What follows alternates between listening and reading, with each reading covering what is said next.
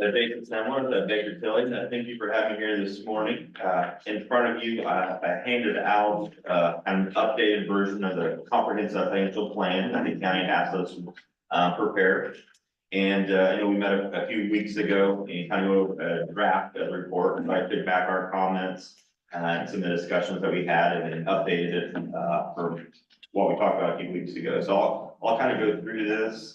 I'm not going to go through every single page, but I'll go through a lot of it. But again, I want this to be kind of informal, so feel free to stop and ask me any questions that you might have. Sorry, our recording not working, IT's so. working on it. Good morning, everyone. Morning. Are you telling? Well, I could be better. Other than that, I'm doing fine. Thank you.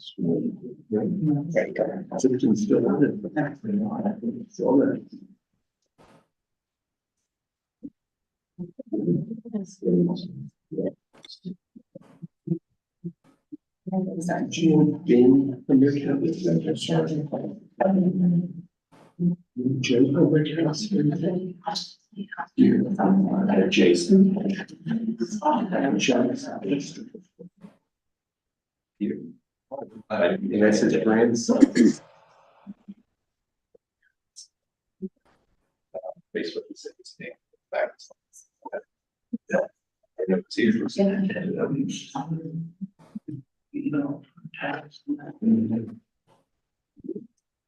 How long was that? Was Joey? For 7 years. That's long. Yeah. Still asking things. It's essentially retired. 7. But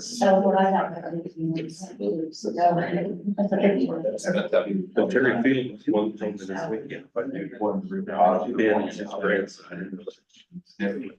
I saw that. You go to church with Jason, that's one of 6 kids or something like that. So he's at Evansville. Because we had 15 again. That's why I have agree. Let's see. You guys actually have agreed in the last few weeks as well. You know.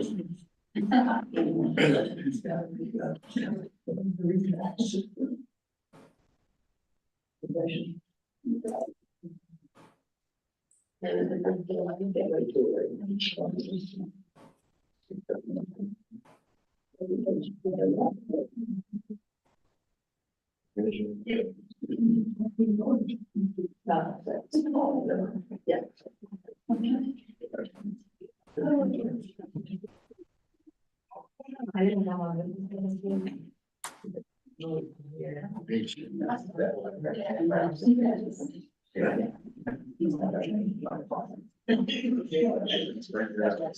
did.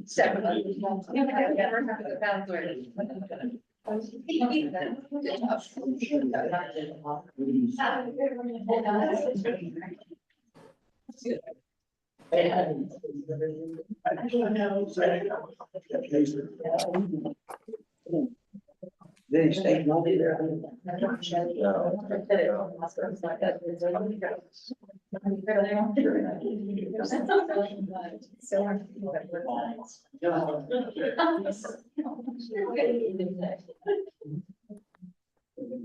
There's a lot of good stuff. So my information. No, things are not.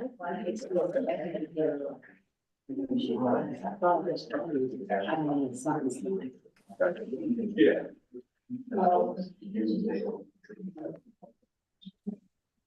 Should this stand them? They'll do the things, yeah. Right here in front. And then put it back in. Okay.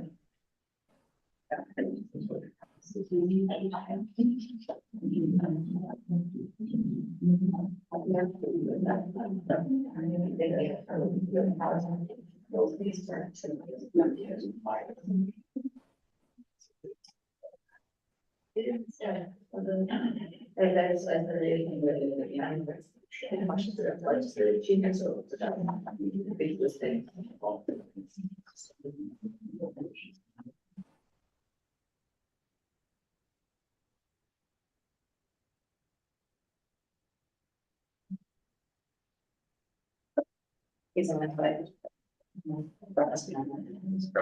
Yeah.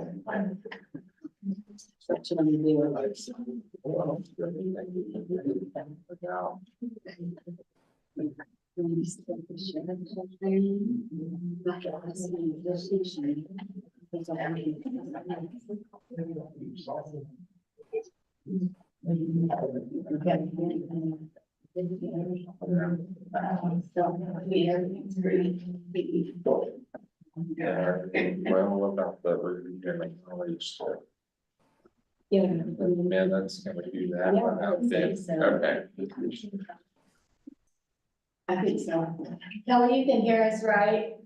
I can hear you. Okay. There's a few things we can do on the agenda without having it recorded. Brad's on his way over here to fix that. We can do the minutes from the last meeting. So everyone had a chance to look at your January 8th minutes. Are there any additions or corrections to those? And none, is there a motion to approve those? Yes. Second. Dale, Denise second. We do have to do a roll call vote because of Kelly being on Zoom. So we'll start now. Jeff? Yes. Yes. Yeah. Yes. Yes. Kelly? Yes, 7-0. Report of collections is submitted. Motion to acknowledge the report of collections for the health department and the reporter for the month of December 2023, along with the report of collections for the ambulance clerk, health department reporter, and sheriff for January 2024. Is there a motion to acknowledge those? I'll make it. You got it. Jim, Jim. Ian, I think Denise wrote. Okay. Okay, Tom? We'll vote this way. Yes. Yes. Yeah. Yes. Yeah. Yes. yes, Kelly? 7-0. Review and acknowledge the treasurer's bank reconciliation and monthly comparison report for the treasurer's bank reconciliation for December 2023 and January 2024, along with the monthly fund comparison report. Is there a motion to acknowledge that? Tom, second? Yeah. Jeff? All those in favor? Yes. Yes. Yes. Yes. Yes. Yes. yes, Review and acknowledge the clerk's monthly report for December 2023. Is there a motion to acknowledge the clerk's monthly report for December of 2023? Tom, second. Jim? All those in favor? Yes. Yes. Yes. Yes. yes, 7-0.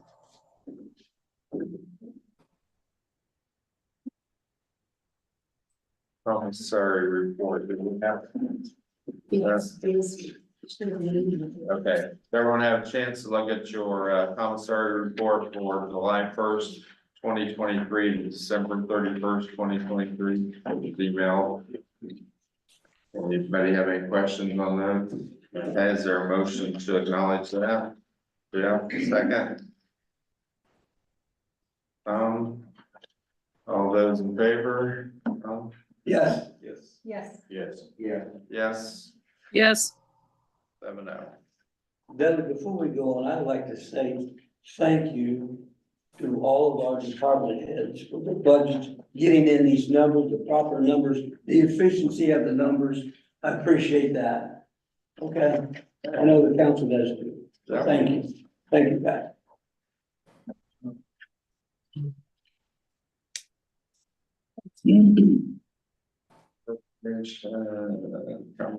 Transfers. Okay. Okay.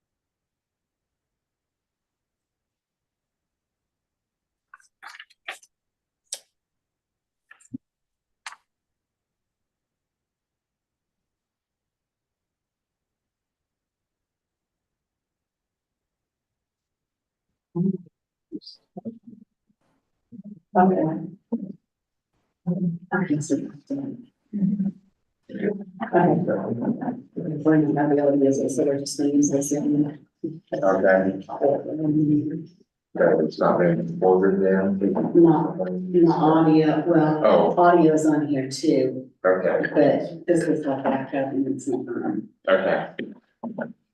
Okay, Jason, sorry. That's all right. I think we're ready. Well, thanks again for having me here this morning. As I mentioned, we're just planning on, kind of going over an updated version of the comprehensive action plan that we went through a couple of weeks ago. Caitlin Cheek, manager, from senior manager, she's also here with me. I had to give her all the credit. She's really the one that put all this together. So, she's really the one that did all the hard work here.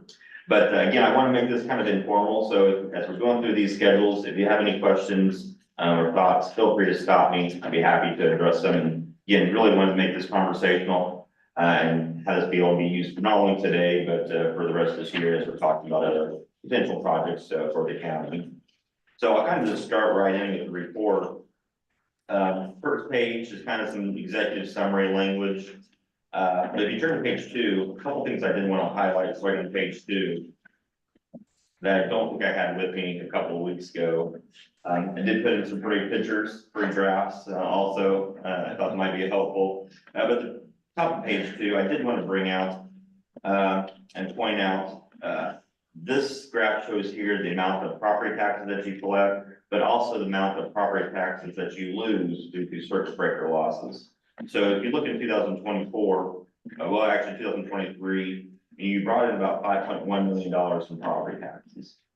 So that's what you've levied and collected, but you did lose about $113,000 in circuit breaker losses. So that's about 2%. So, you hate to lose any property taxes, but really 2% for most counties, that's pretty low. And that has a lot to say with how low your property taxes are within the county. But as you can see, we're projecting that to creep up a little bit as the years progress. And if you turn to page 3, why that has gone down in the last 2 years is if you think about your tax base, as your tax base increases, keeping everything else constant, your tax rate goes down. Tax rates go down, it reduces your circuit breaker losses. So it's very important to try to increase your assessed value, your tax base as much as possible, keep your tax rates down. And that's what you see in this graph on page 3. The bar shows your assessed value has changed over the years from 2019 to 2024. And you can see in 2023 and 2024, your assessed value, your tax base increased quite a bit, as you're well aware of. And correspondingly, if you look at the tax rate for the county, you can see it has gone down. So again, as tax assessed value increases, your tax rate goes down. That's what you anticipate, and this is exactly what's happened here in Fountain County, at least for the county's tax rates.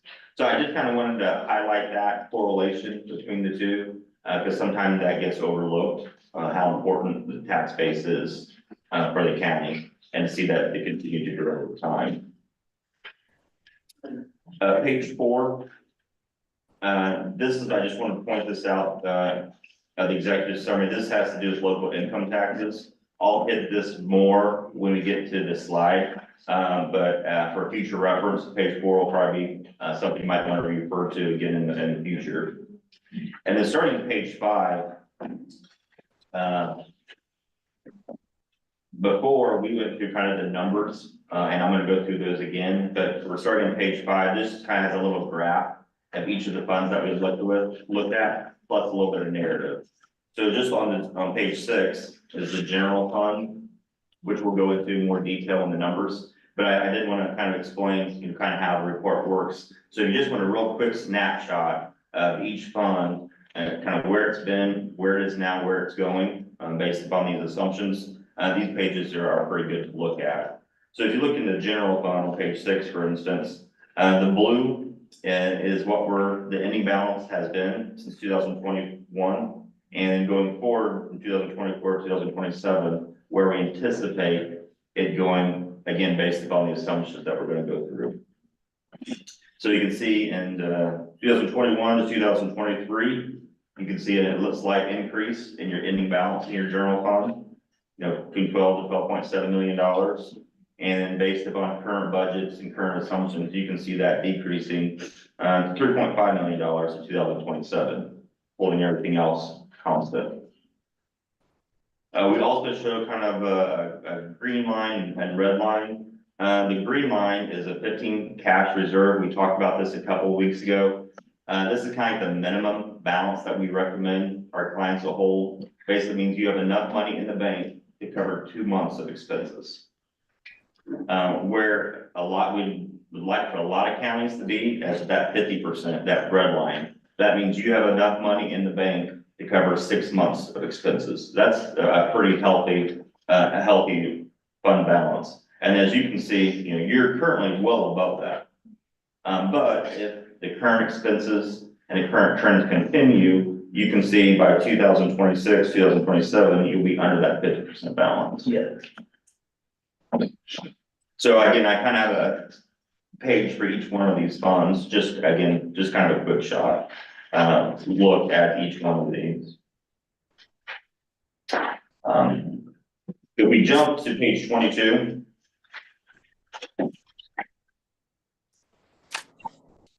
Again, these are assumptions. Nothing really has changed from what we talked about a couple of weeks ago.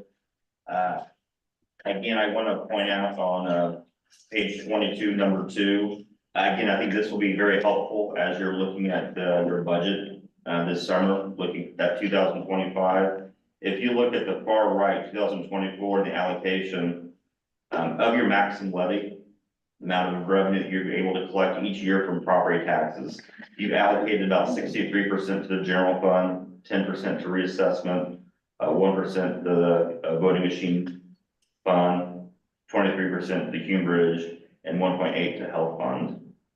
Based upon this analysis, we've adjusted, really the only two that we really adjusted, if you look below that 2025, we reduced a little bit of the levy from reassessment and more to the general fund. Again, this is something that you have the ability to move every year. So when you're looking at your budget this summer for 2025, I think this will be important to figure out, depending on what expenses you have in each fund, how you want to allocate your maximum levy within those funds.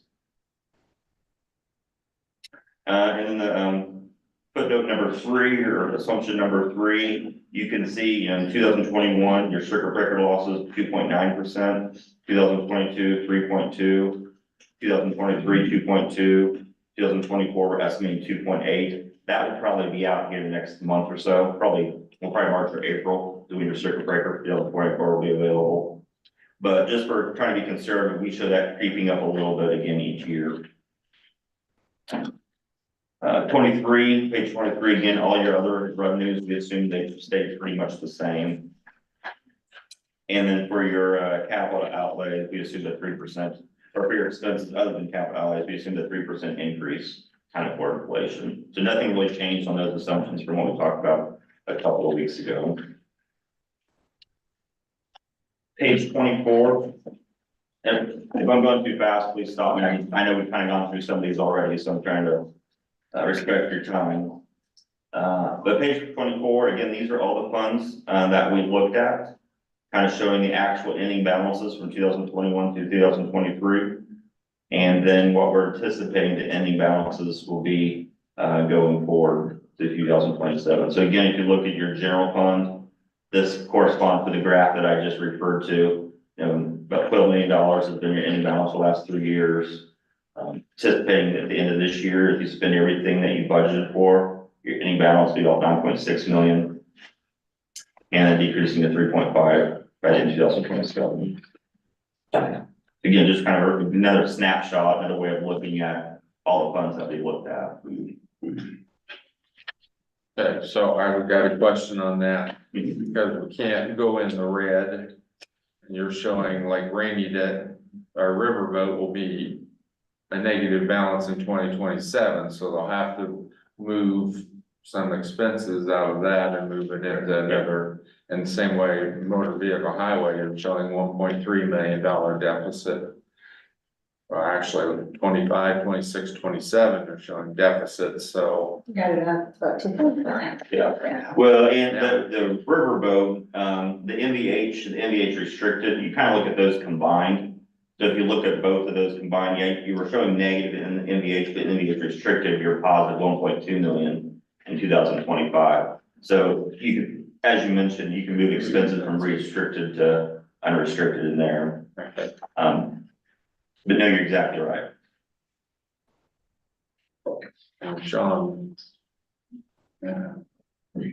Hume Bridge with like $4 million sitting there. So Yeah. maybe that tax rate needs to be changed and move some of that into county general. Yeah, when we get to that, and we did get some more information on the Hume Bridge and the capital plan for the next couple of years, and we incorporate that in here, but even with those anticipated expenses, that is one fund where we're seeing a very healthy balance. As you can see, it's growing. So again, if you don't have any, again, this is a good fund to accumulate revenue because, you know, bridge repairs are expensive cost. But if you don't have any major bridge repairs coming up, this is one where we want to look at maybe moving some of your levy from your bridge fund to like your general fund, where it looks like that you're going to be needing it. So page 25, this is again the general fund. Again, just kind of summarize again what we talked about a couple of weeks ago. I think the line items to look at, if you look at the index, the far left, you can see 1 through 52. I think the rows to really look at is row line 19, that shows your total revenue coming in. So instance for 2023, you brought in with $7.9 million of total revenue. If you look at line 31, your total disbursements for 2023 is about 8.6 million. So if you look at line 33, you spent $715,000 more than what you brought in 2023. Now, what really helped you in 2023 was line 38. You know, interest rates really increased last year. The benefit of that is you're able to invest at a higher rate, and you did that, and that's why you see over $1.1 million of interest earnings. So because of that, you actually ended the year almost $200,000 in the green. So you can see your ending balance at the end of 2023 was $12.7 million. And you look at line 46, that's 148% operating balance. That means you were able to fund. I mean, if you look at your ending balance, $12.7 million, and spent $8.7 million for the year, you have almost 1.5 times more money in the bank than what you needed to fund a year. So that's a very, very healthy balance. If you look at 2024, again, if you look at line 19, we're estimating that you'll bring in about $7.7 million in revenue. And you might ask, well, why are you anticipating a shortfall or a reduction in revenue from 23 to 24? One thing that we didn't include in here, which hopefully we'll receive, is last year we received about $225,000 in an additional income tax distribution. That comes out, I think, in May, April or May, but you'll get an additional amount. So to be conservative, we assume that wouldn't continue. So again, bringing about $7.7 million in revenue. Based upon your budget, and then also from the additional appropriations or expenses that you're anticipating. Line 31 shows you'll be spending about $11.7 million this year. So spending about $4 million more than what you're bringing in. So even with your interest income, we did assume that would go down a little bit, but still around $957,000. You'd still be spending about $3 million, $3.1 million more than what you're bringing in, dropping your ending balance about $9.6 million. Now, I'm kind of okay with that because you have such healthy balances and a number of these expenses are kind of one-time expenses with the ambulance and, trail expense. So those are, you've accumulated nice healthy balances. So it's okay to spend it on these one-time items. But as you can see on line 33, going forward, we're still anticipating, spending about $2.4 million, 2.6, 2.7 million more than what you're bringing in, each year. So by doing that, as you can see, your funding, your ending balance, goes from 9.6 million to 3.5 million. Still relatively very healthy balance, but that's not a trend that we can sustain for very much longer. Something else that is a little bit different than what we talked about a couple of weeks ago. If you look at these numbers compared to a couple of weeks ago, some of the personal services and other services and charters, these amounts are a little bit higher than what we showed before. If you look at line 51 and 52, we did move some of our expenses from public safety and from CCD, which I'll show here in a couple of slides, those expenses over to the general fund, because if you remember, those were becoming negative in 2025 and 2026. So we went ahead and moved some of those expenses to your general fund to keep those positive.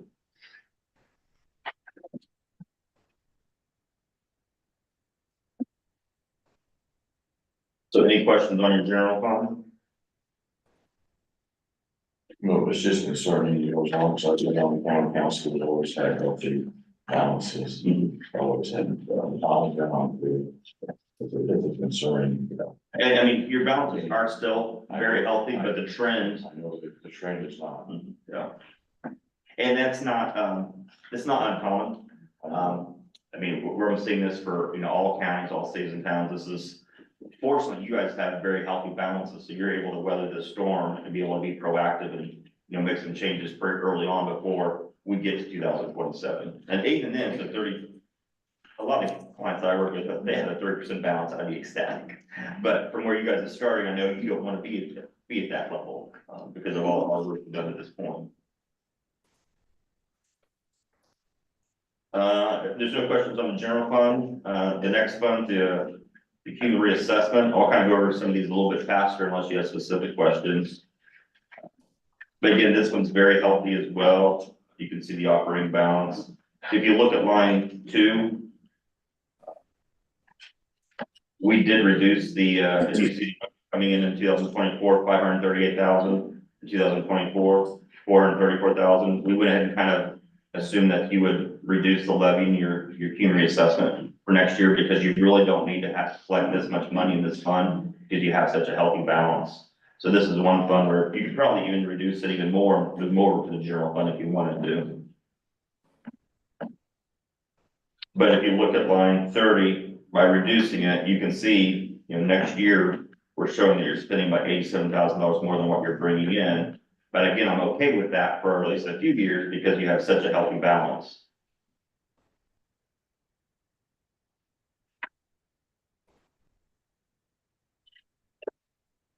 The next fund is the health fund.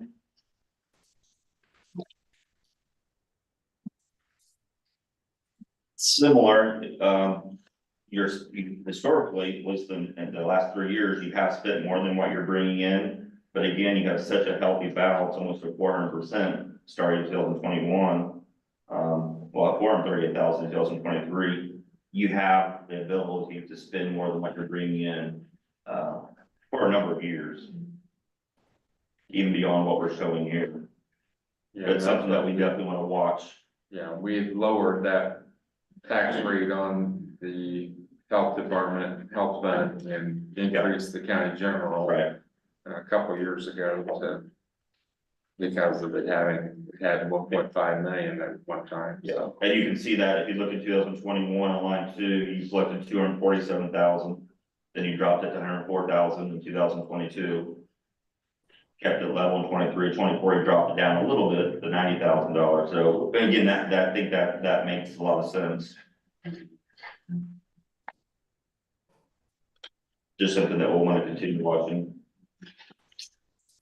The Cume Bridge on page 28.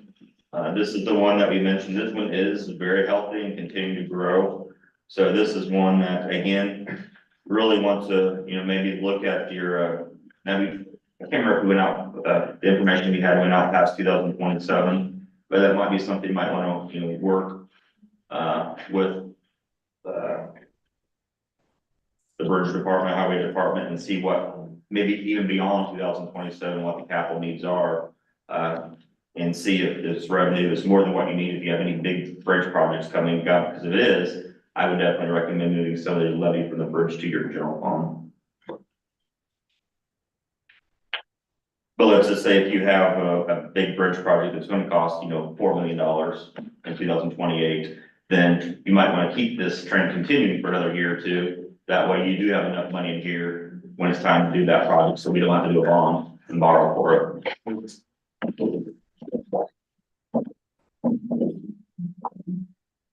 Next page, the Cume Goading fund. We talked about that. That's just a fund that you kind of accumulate a little bit of revenue until it's time to buy new equipment. That looks fine. Cume Cap Development, and this is one where you are at your maximum rate. And we were showing that I think you would be going negative in 2025. So we did move some expenses out of this fund to your general fund to keep that around 10% ending balance.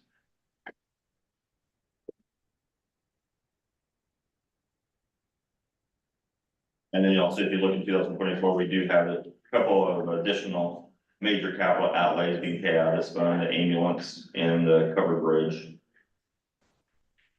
project.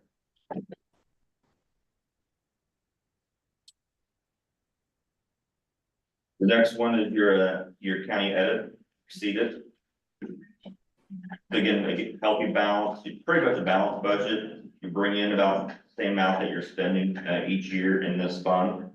So it's keeping a relatively similar ending balance, about $430,000 a year. So that's something if you want to have, if you did have a project come up, you could use this to fund that project. Public safety, 132. This is another one where you're last year and this year, you're spending more than what you're bringing in 2025. We're showing that trend continue, but your budget or your revenue and your balance couldn't fund that budget that you had in there for 2024 going forward. So as you can see on line 10, we did reduce the amount of personal services in 2025 going forward and move that to your general fund. So you could roughly keep about a 5% operating balance. And you can see that that's still leaves about $35,000 to $40,000 a year. So that's one that we'd want to try to pay close attention to throughout the year.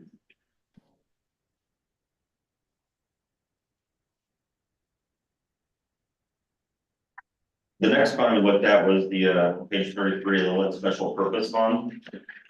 And again, this is the 0.55% local income tax that you have in place to pay for the jail. And we talked about, because if you look at, historically, and then even 2024, well, I guess before 2024, historically, you're bringing in about $1.2 million more than what you need. And we knew that when we issued the bonds for the jail a few years ago. We anticipated that you'd be collecting more than what you need, and our anticipation was that we'd accumulate that and potentially pay the bonds off early. Because the money can only be used for capital projects related towards the jail. So in 2024, we're showing about $600,000 being applied towards, is it the furnace or boiler for the jail? Grinder. Oh, grinder, that's right, yeah, grinder. But even with that, you're still have about $600,000 remaining above what you need to cover your bond payment. So we did look at, and we talked about, could we reduce this income tax rate and maybe move it to another one? After our meeting, I did look at the legal documents for the bonds, and in there, it says that the county would not reduce the rate as long as the bonds were outstanding. And I verified that with, Ice Miller, your bond counsel for the bonds, and they also agreed that since that was in there, we don't have the ability to reduce the rate even a little bit. Is that in the bond agreement or is that in the legislation? that's passed? The bond agreement. The legislation would allow you to, but the bond agreement to sell the bonds, that doesn't. So what we looked at was, okay, if we keep this rate going forward, and as anticipated, we're showing that you'll have enough money by 2027 to pay the bonds off. The bonds can be called or be paid off January 2028. And we're showing with what you have now and going forward for 25, 26, 27, you'll have enough money to pay the bonds off. So that's kind of what we showed here is on line 18, you see that big payment of $10.6 million. That's paying off the bonds in 2028. But do you recommend that when we're getting more on our interest of that money that's sitting there than what our bond payments are? Well, you can only use the money for the jail. So it depends if you have any other projects Unless, at the jail, right, unless we get legislation. which we could go back and change the legislation to allow for operating to be more flexible.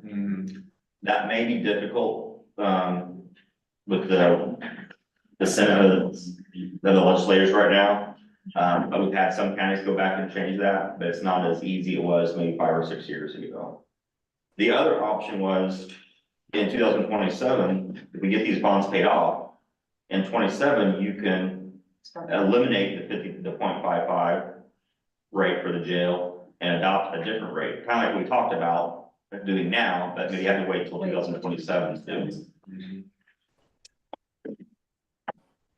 So you're right, it kind of depends on what your needs are at that time.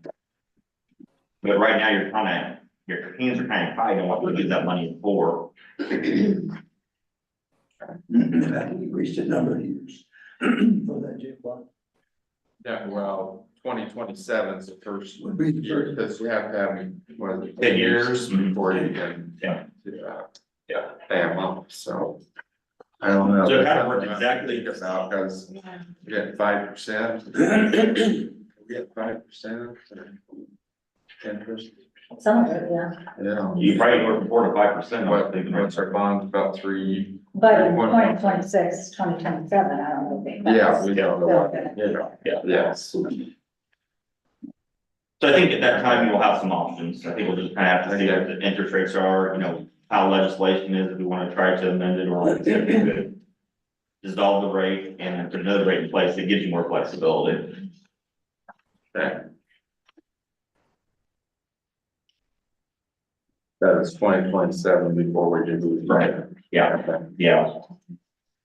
And this is, and I look back because after our meeting, I know that I have other bond councils that have put that language in documents. So that's why I wanted to look back and see if we had the ability to do that from the bond purchaser standpoint, but and help to make the bonds more marketable. That's something they put in the bond document so that we would reduce the rate of the bonds for outstanding. Page 34, local health and maintenance. Yeah, this is kind of relatively small fund, but doing well, so no concerns there. You bring in about as much as what you pay from grants. The next two funds, page 35 and 36, this is the state wide 911. And then after our discussion, we added in the non-reverting 911 fund on page 36. So if you look at both of these funds, I think still doing well. Page 35, your 911s, balance is increasing. Page 36, the non-reverting funds decreasing a little bit. But again, if you look at both of them combined, I'm still pretty healthy going forward.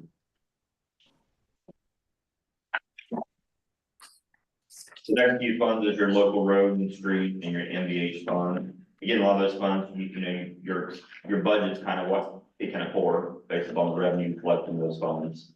So not really worried about those and, something to talk about, which you kind of brought up before, the MVH and MVH restricted, it is going to start getting tight here in the next couple of years. So that might mean you might have to reduce the number of projects. paving and those things that you might do, but I know they're always tweaking, the state's always tweaking with those funding formulas, so. Which is something to be mindful of. Page 40, the riverboat revenue fund. Again, it looks negative, but we've also kept your budget of about $117,000 that you have for 2024, and we kept that going forward, which historically you hadn't always spent everything that you budgeted for, so that's a kind of worst case scenario. And then your last fund, the rainy day fund. That's about $770,000 a month.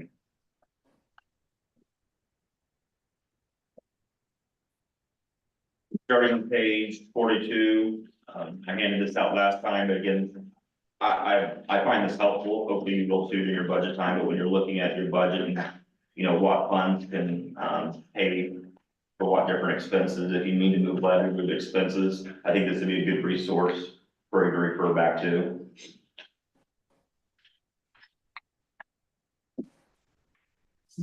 And then page 45. This is a kind of a summary of the local income tax that you have in place. So right now the county has 0.1% in the property tax relief. 1% in certified shares, 0.25% public safety, 0.2 in economic development, and as you talked about, the 0.55 in the special purpose for the jail. So your total local income tax rate for the entire county is 2.1%. So you're tied for 32, with 3 other counties as the 32 highest local income tax in the state. So there's 31 counties that have higher local income tax rates than you do at the 2.1%. One of the questions that we asked is, you know, the property tax relief rate 0.1%, is that something that you could remove and then maybe increase another one? And you could. Now that 0.1 property tax relief, that does help keep property tax rates down. We made a calculation that if you were to eliminate that, property tax bills would go up about 5.5%.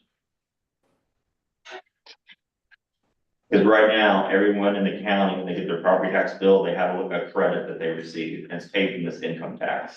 So if you eliminate this, that credit that you receive on your property tax bill would go away. So your net property tax bill would increase slightly and rise about 5.5%. Now, if you were to remove that 0.1% property tax rate relief and move it over to public safety, for instance, the public safety where it gets distributed to the county, the cities and towns, the county share would be about $300,000. So you could increase your public safety by about $300,000 if you were to increase your public safety by 0.1%. Now, if you were to adopt the EMS rate, which the council can do, and that goes 100% to the county, so it doesn't get allocated to the cities and towns, then that'd be about $435,000. And then if you were to go to the max, the 0.2, which is the most that you can do, the EMS, that's $870,000 additional revenue that you could receive if you were to increase your local income tax rate by 0.2. And it's allocated 100% to the EMS rate.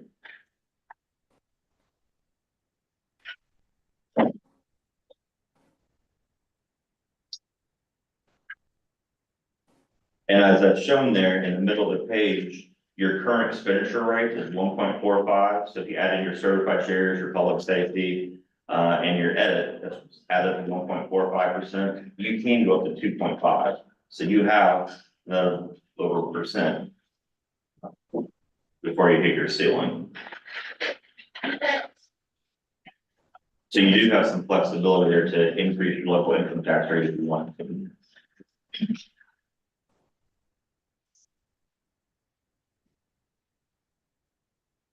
So there's a lot of information on this schedule. Do you anyone have anything questions or anything else they want to discuss on it?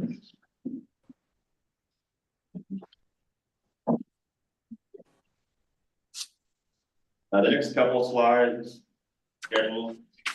We just kind of show, this is something that kind of helps us. We looked at what you've budgeted for the various funds and then what you've actually spent. So it kind of shows in your various funds, you usually spend everything that you budgeted or maybe more or less. So again, maybe something that might be helpful for you as well as you're looking at your budget next year. And then page 49, this is the last schedule. This is the, your jail bonds. So as of January, you had $12,250,000 of principal outstanding. And then you can see down at the bottom of the page that they are callable beginning January 2028.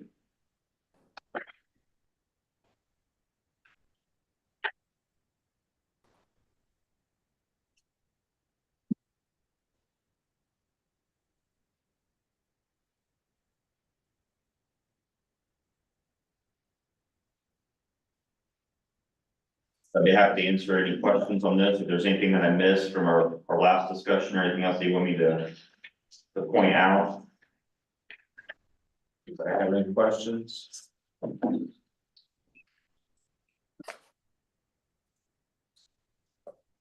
Where are we, did you say a while ago, in the state tax rate? You said, where are we in You're number 32. number 32 in the state? Yeah, you're tied with 3 other counties, number 32. So there's 31 counties that have higher tax rates than you.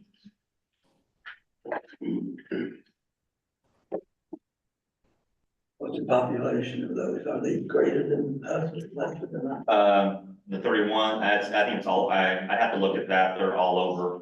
I mean, it's, I have the counties here, but the population I don't have. But, you know, like Randolph County, that's the county with the highest, tax rate of 3%. So I don't know if we're similar to you or not. I have to look at the population.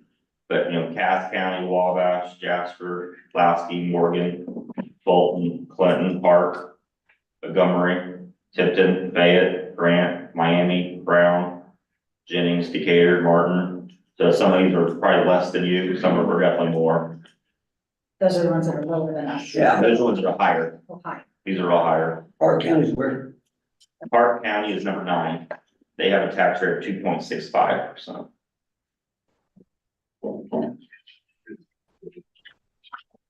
Just looking at the relationship. Montgomery, Warren, Park, yeah, Vermillion, that's where we live, that's what people do. Vermillion, it has one of the lowest, 'cause I work for them as well. They're number 70, they have a tax rate of 1.15.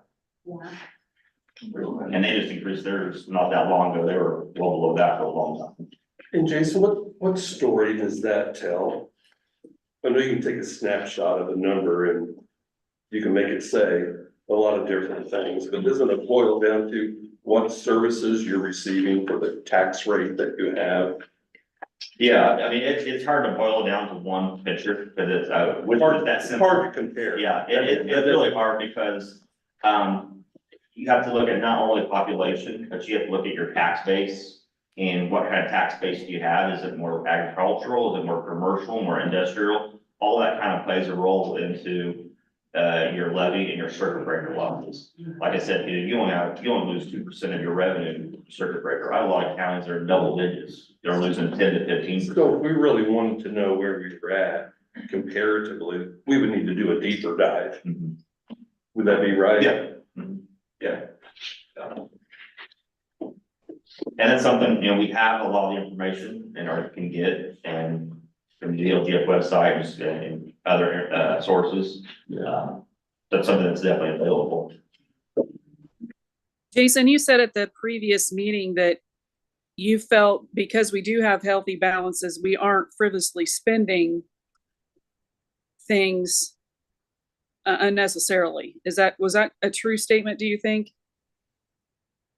Yeah, I mean, you guys have very healthy balances and I'm saying, like I said, if I see a county that has a 25% any balance, I'm ecstatic. You know, a lot of times our goal is to get to 15 to 20%. You guys are over, 100% right now. So that's a rare, you don't see many counties like that. Well, I appreciate everything you've done to guide us with this information. So Thank you for doing that. Can I ask a question? Sure. Okay, I'm Krista Allen, I'm the clerk treasurer of Petersburg, and, I know there's like solar parks coming in, is that a factor in this comprehensive plan? Are there like estimations that will be received? Oh, I'm sorry, I didn't catch that. Are there like estimated revenues that's gonna be received from solar parks, has that been a discussion?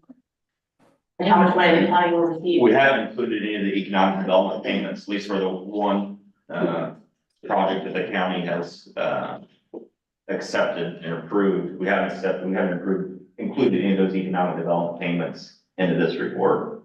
But that would be a separate revenue stream that the county would receive and be deposited at a separate fund. Okay, what is your estimation of what those revenues will be? There was negotiations between the county and the company, what those economic development payments would be. That will start once the project is, finished. So don't know that exact date. yet. Right, there's only Yeah. one so far that.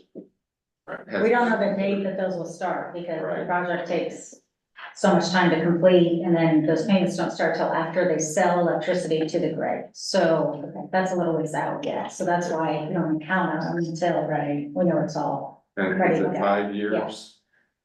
5 years, we get payments for 5 years? Was it 7? Correct. I think we went from 10 to 7 maybe. No, well, she just said correct, and I said, oh, so I didn't know, I thought it was 5 years. 5 years. 5 years? 5 years. Okay. And that goes to the county's economic development or, federal. It goes for that. Right. They can be used for anything, any legal purpose, except for the county. That's very flexible. That'll be, county fund, all separately from all the other funds. And can I also ask, how does that affect like property taxes? Will that affect property taxes? Have you guys looked into that? We did, I don't have any of that, offhand, but we have prepared analysis that kind of shows, because even with the, abatement that was granted, there will be increase in assessed value from land, which is not abatable, so there will be some tax rate reduction at that time, Okay, even during all the abatements are outstanding. okay. And then how does that affect town distributions? Like our June and December distribution? It really just doesn't really affect the amount of revenue that the county or any other entity collects. It just helps reduce tax rates. And that's why I mentioned at the very beginning how important it is to keep your tax base growing. Because as your tax base grows faster than your budget, that keeps tax rates low and keeps your circuit breaker losses low. So it's gonna help all the units, not necessarily generate new revenue, but keep your tax rates low, and keep your circuit breaker losses low. The distributions to town? Okay. No, it will not decrease, any tax distributions from any of the units. Yeah, no, because the assessed value goes way up on the farmland. So I think the taxpayers in the location where the solar panels are will have a low, their taxes will go down more than the rest. The rest of the county will benefit some on the county rate, but where like Troy and Van Buren will see, their property owners will see a greater reduction in property taxes from what. That's But it won't affect your distribution, you should get maybe a bit more money because the assessed values go up. It's a positive for everyone, it's just a matter of you. And that's only Troy, right? Great, the positive is. No, the whole county will see their county tax rate lower, but Troy and Van Buren, their assessed value is gonna go lower, so they'll see a greater. Plus, the school district's tax rate will go down significantly, so whoever's in that school district will see the biggest impact. That answer your question? Okay, anybody else have any questions for Jason while he's here? I have a question. My name is Dawn Songer. In 2027, if that loan is not paid off, is there any kind of negative effect on borrowing ability for future projects such as the courthouse or highway projects? No, the only, revenue stream that's being used to pay off those bonds is that special income tax rate that the county put in place specifically for that project. So it doesn't impact the availability for the county to issue any other bonds now or in the future. Okay. Yeah. And speaking of that, I did update the schedules for the potential annex project, if you want to go over that next. Okay. So on page 2, we were also asked to look at if the county decided to apply $1.3 million of cash on hand towards the project to reduce the borrowing. I think it had been discussed that the county may have set aside about $1.3 million of the ARPA funds for the project. So we looked at, if the county were to go forward and apply those funds towards this project and we're able to borrow less, what would be the potential impact. So again, on page 2, again, looking at about a $6 million project for construction with the professional fees and the fee for the bond purchaser, you're looking at about $6.2 million total project. So again, if you apply no cash, we'd have to borrow the $6,240,000. If you apply the $1.3 million of cash, then you'll have to borrow $4.9 million. So page 3 looks at if you do the bigger bond issue, you don't apply any cash. Looking at a 20-year bond. If you look at the second column to the right, the annual payment over that 20 years is estimated about $485,000. So if we wanted to pay this annual bond payment from property taxes, we'd have to levy a new tax. But I guess first of all, and part of the reason for this was, does the county have any existing revenue to make this annual payment? And my initial answer is probably not, because you saw where the trends were going on your general fund. So I think if we want to go forward with this new project, unless we want to eat into our balances more until we can maybe increase income taxes later, like in 2027, 2028, I think we're gonna have to increase or raise a new tax. If we were to do a new property tax rate to pay for this bond, we would need about you can see the far right, about 0.039, about a 0.04 cent tax rate increase over that 20-year period. So you turn to page 4, and that's based upon today's assessed value. So hopefully your assessed value keeps increasing and that tax rate would fall down. But based upon today's assessed value, today's information, we need about a 4-cent tax rate. So again, on page 4, kind of showed you on a typical taxpayer with a home value of $150,000, so a $150,000 gross assessed value house, their annual property tax bill would go up about $24.67. A person with a $200,000 house, their annual property tax bill would go about $37 per year. And you can see we showed for 100 acres of farmland, that property tax bill is about $88. And that's per acre. That's per 100 acres. Per 100 acres, correct. As an alternative to property taxes, we could also increase local income tax that we've been talking about and pay for it that way. So we showed that for 0.2%, if you were to increase your public safety or your edit by 0.2%, the county would collect about $596,000.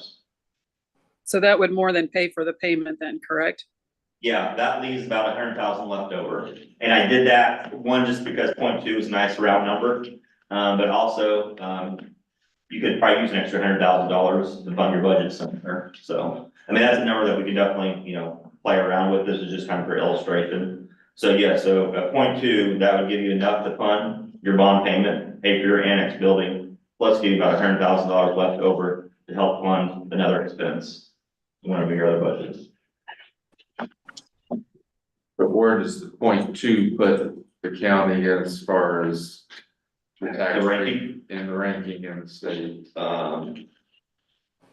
Were we at 2.1? So then would it make it 2.3?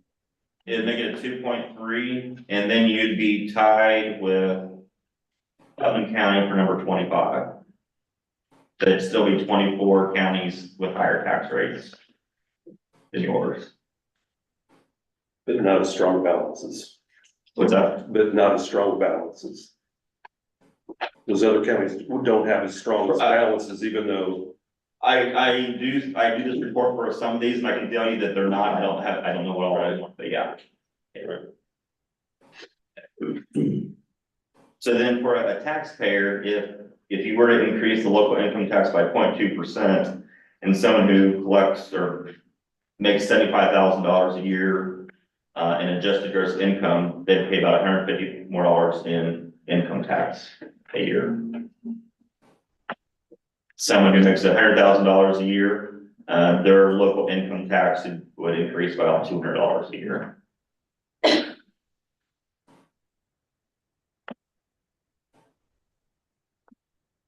And then scenario two, starting on page 5, again, if you were to increase or apply that $1.3 million in cash, only borrow $4.9 million, your annual payment goes down about $380,000.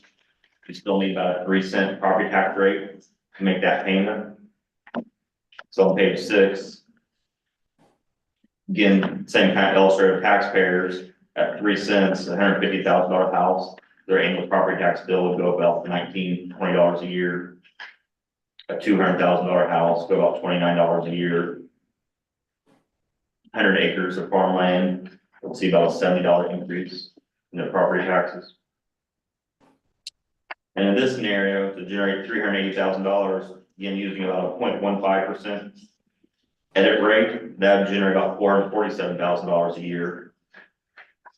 So about nothing cover your bond payment, plus have an extra $60,000 a year for other expenses. And then on a $75,000 household, their local income tax would go about $112 a year. Household making $100,000, their local income tax would go about $150 a year.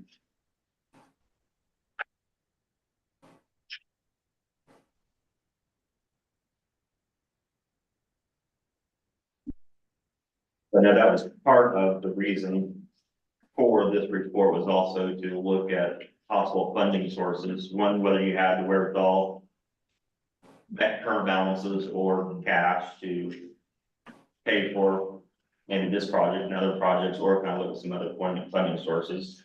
So we look at the property tax, local income tax, and what it would take and the impact. I'm happy to look at any other scenarios that you want us to look at. Because I think that's the next step. One, the project that you're discussing, the annex project, is that project that commissioners and council wants to pursue, and the next would be the funding source.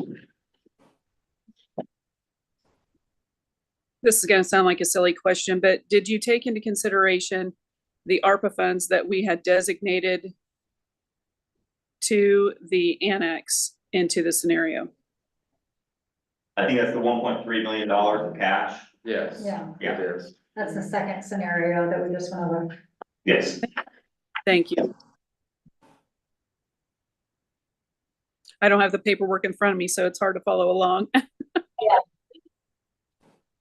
So one thing that we might want to think about, knowing that the annex building isn't the only potential project that you have. Now, the ARPA funds, that has to be spent or obligated by a certain period and spent by a certain period. So that's something to think about. If you do have other projects that you want to do, interest rates are low right now. There's a good chance they're even gonna go lower this summer, a little bit lower this summer. So something that we may want to think about is if we think rates are gonna be low for the next, 6 months or so, but maybe creep up the next 9 months or 12 months, and you have another project coming up the next 12 months, we may want to think about using that 1.3 million. We may not be able to obligate it for your other projects because you may not be ready for that, but you could use the 1.3 million for some other, because I think we talked about, we designated this as revenue loss, correct? Right. So you could use 1.3 million, fund something in your general fund or something, and that will increase your general fund balance by $1.3 million. Then you can use that for your next project when interest rates might be a little bit higher. Because money is still pretty cheap right now, so if we know we have multiple projects coming down the pipeline, just not to give you more to think about, but something I think we're thinking about it. Is it better to use the 1.3 million for this project while rates are lower? If we think they're going to increase, maybe use that 1.3 million on the next project when we think interest rates might be higher and borrow less at a higher amount. Just something else to think about too as you're looking at all your projects. What about revenue sources? Did you look at? The fees, Yes. we have, I appreciate after our meeting, we did, talk to a few of you and kind of got a summary of the fees we want to look at. So we have calls into all the surrounding counties, the 12 counties, 9 or 12 counties. Yeah. That we're getting that information gathering right now. So we don't have that for this meeting, but that's something we are working on. So we've already got some pretty good responses from other counties, so. Okay. Yeah, it'd be interesting to see what, like solar panels and windmills, what their other counties are receiving and. So. That's what, and most everyone here was wanting to know what those are. So. Is there anything else that we can provide that would help you with No, this is or this, or also the project? The next areas I want to look at? Anybody? Lot to digest. Yes. That limit. I understand that I was just looking at the increase of 2%. You've gone over that. Yeah, on page, Page 7. page 7 of Yeah. this report. I put this in here. Yeah, it's called your debt limit, or your general obligation debt limit. And it's based upon 2% of your assessed value. So you take your net assessed value, divide by 3, take times by 2%. And right now it's $7.8 million. So that's your GO debt limit capacity. That doesn't mean that that's what you're limited, the most you can borrow. It's just like the jail, it was much more than your debt limit. But if we go above this amount, then we have to do kind of a lease financing where we have to have a building corporation. So you can do more than 7 million. But if we do under 7 million, we can just do a more straightforward general obligation bond. So it's more of a kind of a legal, process that we have to go through to look at. But it's something that we always look at when we're potentially doing bonds. So right now, we're under that, so we can just do the general obligation bond for $7 million. Now, if you have your next project, if we go forward with the annex building being 6 million, next project, we'll probably have to do a lease financing because that would put you over the 7 million, because you have to look at it combined. Which that would be the highway. Right, yeah. So we could just do a lease building for a lease bond for the highway, if you were to bond for it. Or the courthouse, if we have to do a borrowing for the courthouse, we have to do a lease for that. That would impact taxes more. Yeah, I mean, we haven't looked at the highway garage or the courthouse and, but yeah, if we had to borrow, that would be an additional rate for. And we could do, one property tax, one local income tax, do a combination. Well, you asked if you could do anything else, that's what I'd like to see. Because commissioners are wanting to bundle all that together. I don't know, I'll ask the commissioners, I don't know if they have, and you may know better than me, what the amount for the garage and the courthouse is, yeah. They have a good idea. Okay, I can ask them that. 30-some million for Yeah. 3 projects. That was my question as well. And is there a certain time limit? Can you do 2 of those things within a year? Yes. Let's say you want to do something and then maybe halfway through your year, you get a budget. Hey, I want to start something else. Let's say, whatever it might be, a garage or the courthouse or whatever. Can that debt limit then? We're going to change that or what? You can do more than one bond in the same year. They would both count towards this, $7 million. So that's why, we'd have to maybe do one as a general obligation and one as a lease. But you can still do both in the same year. There are restrictions on how much. But we always had to have a building, committee. Yeah. Because we went over. Yeah, for the jail, you have that, most large projects is what Schools. schools, oh yeah. Schools can't borrow, so then they do a loophole, like that's building corporation. Yeah, but then they also have a tax rate for Exactly, it's. bond debt, don't they? Yes, and we can't do that, I don't believe. You talking about, The schools can have a referendum? tax rate, no, a tax rate for debt reduction, debt service, or county doesn't have that. Well, you can have a property tax rate for debt service as well. That's that 3 cents as that I was referring to. Okay, That would be a separate property tax rate for your debt service. now, an increase in the property tax rate though, are subject to a remonstrance, correct? Only if it's over like $6.3, $6.5 million, then it can be subject to petition remonstrance. Okay. And what about the 0.2? Is that subject? No, you're only subject to the petition remonstrance if it's payable from property taxes and you're over that threshold. I think it's like $6.3, $6.5 million this year. So I think under both scenarios, that we're showing here, you'd be under that.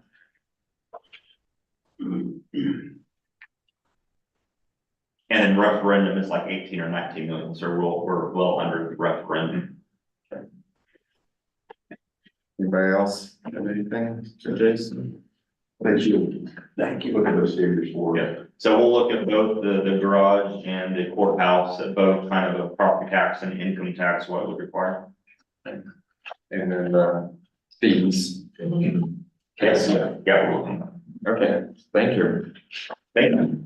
Thank you, Jason. Thank you, Jason.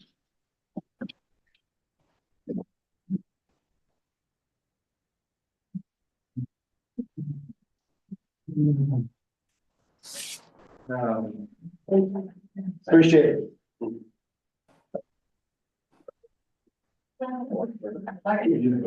Thank you. Kristen, do you have anything else? We're gonna open up for any public comment. Anyone has any comments? Were you here for anything? Well, I just wanted to ask about like this, looking on how many how it affects town distributions mainly and it benefits to the taxpayers too as well. Okay, But then after hearing him speak, when he talked about the tax rate, and how we're like the upper part of the state apparently, as far as the tax rate. So, increasing the AV, like the solar panels will, right? That's how that would yes. could potentially bring down taxes. I'm understanding that right? Okay. So is that why there may also be a push for housing to increase AV? Does that increase the AV? Yes, yeah. I mean, right. If anyone builds a house, yes, it'll increase our assessed value. Okay, Mhm. yeah, I just wanna make sure. And there's other reasons for wanting additional housing too, is to bring people into the community and help our schools, population numbers and stuff like that, so. I don't think we're just wanting to bring in housing to increase our assessed values. And there's multiple reasons, but I think bring in good housing for families and increase the school populations and job market and stuff. Does the school get more money too? Right. But we're seeing a decline in enrollment in schools, which is a concern. So the only way you can get that back up is by bringing in families and kids. Right. Wayne, do you have anything? No, we're just again here, listening, we submitted information to the team at Baker Tilly, to review the Gen Solar, which I know we here with our legal counsel today, again, just listening, taking the information. And just, to proceed, with additional conversations next month. Okay. Anyone else have any public comments before we get into our agenda? I have a question about the comprehensive plan. I don't know if it's now is the time to talk about it or later on. Sure. Within the transportation, there is a section on airports. And within that, it states that there's an airport in the Hawaii area that to begin the study to see if it's large enough to retrofit it. There is actually not an airport in Attica. There's a new paved runway that's owned by my family. And so that I want to respect the document and want to read comments like that in there. I know back in the 50s, Tom, I apologize, you may remember this fight, but back in the 50s, they tried to put a municipal airport north of the 4-H fairgrounds. Yeah. I don't know if you're familiar with that. I just. Bring me up to date, will you please? I will, probably not in this meeting, but I know that it's a concern of mine for various reasons, most of it being personal, but one thing that I have an issue with is that probably starting in around 2014, municipal airports, their money comes from federal government. And they were neglected for years and years and years, and there was no federal assistance, there was no funding until they got in trouble for it, and all of these funds started getting poured in to Crawfordsville. I don't know if you've been to the Crawfordsville Airport, it's a nice facility. They've had all kinds of tax dollars poured into it.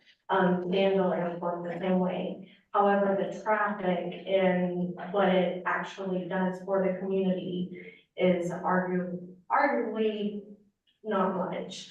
I just hate to see a waste of tax dollars on an infrastructure when we have 30 miles to Danville, 30 miles to Crawfordsville. We actually have 2 paved runways in Fountain County that you can give tax incentives to them having public access. So I just wanted to bring that to your attention about the verbiage in here and, some of the funding issues. A lot of old airports get turned into drive trucks. It's just not maintained and taken care of, and I hear about the budget, I hear about money problems, and I just feel like that would just be an addition to the burden. Sure. So what, if I'm hearing it right, you would like some.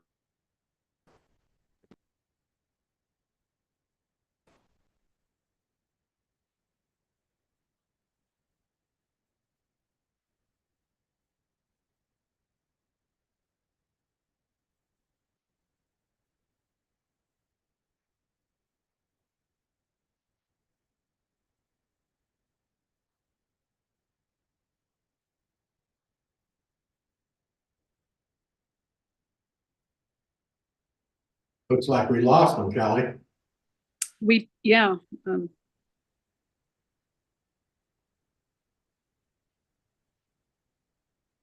okay, There you go. don't know what happened. Oh,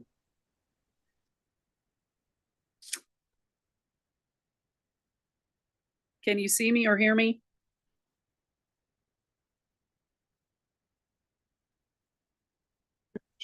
They said for comprehensive plan, means it has a lot more machines in there.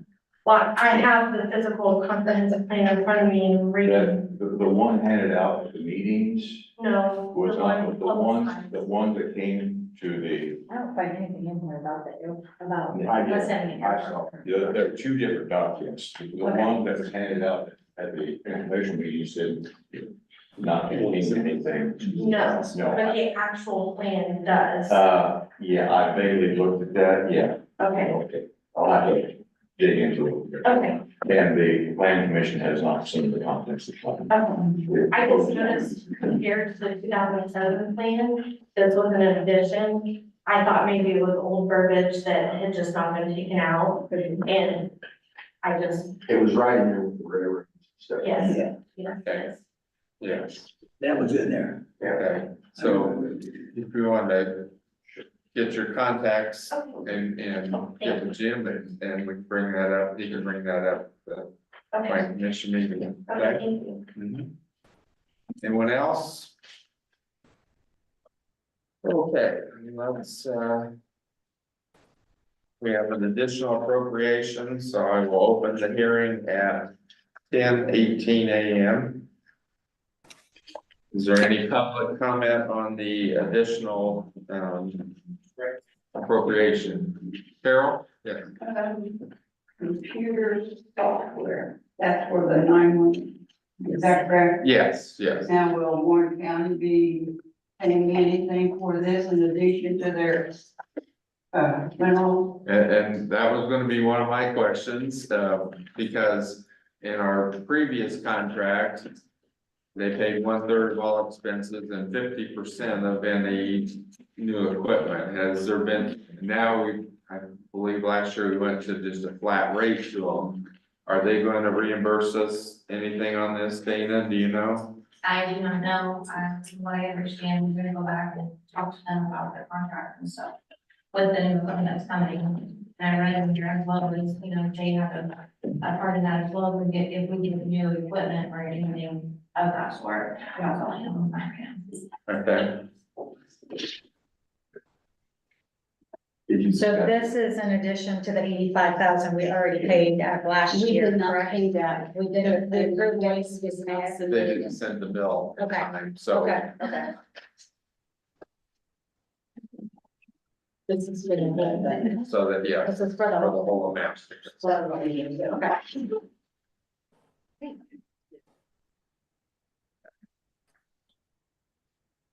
Is there any other public comment on that?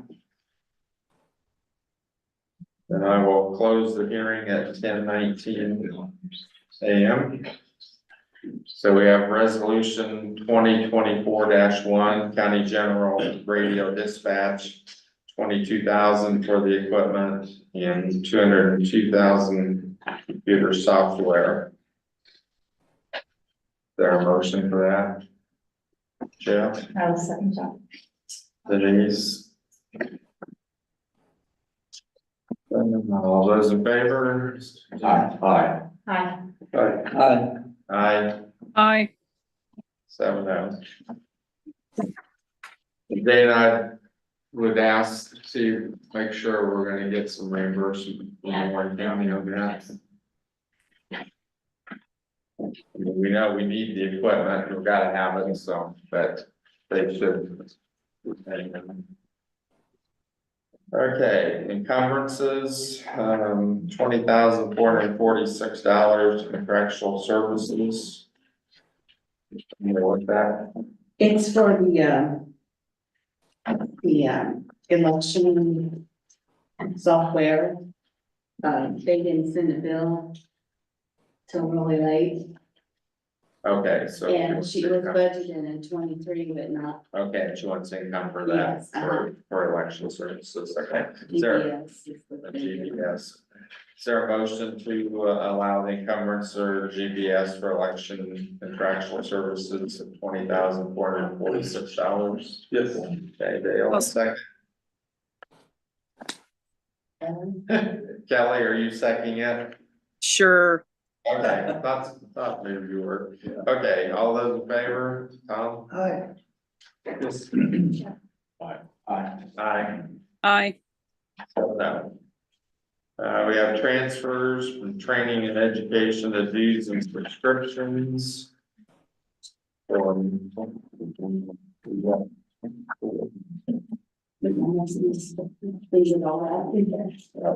It's what happened, she's $10 short of using the subscriptions because of the increase in all 4 of her deputies. Okay, for clerk? For the clerk, For yes, clerk, okay, sorry. right. Make a motion. Okay. Denise makes the motions, there a second? I will. Tom, all those in favor? Yes. Yes. Yes. Yeah, yes. Yes? Yeah. 7-0. Okay, then we have reestablishment of cumulative funds. Current rates are as follows for 2024: Cume Bridge 0.10, Cume voting machines 0.005, and Cume capital development 0.0333, which is the maximum. And you decide whether to keep it at this rate or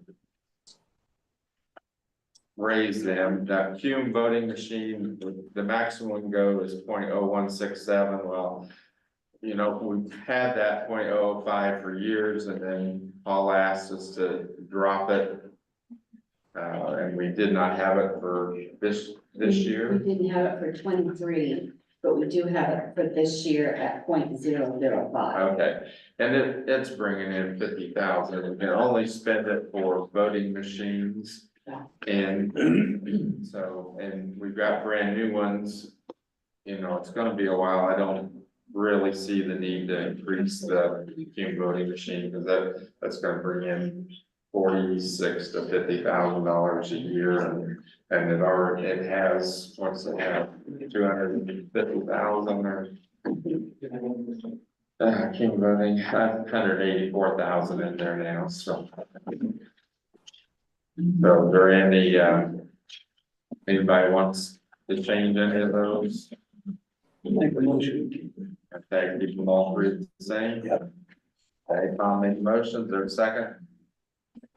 Okay. Denise, all those in favor? Aye. Aye. Okay, 7-0. Let's see, is Jason here? It's on Zoom. Okay, Garth? No Zoom.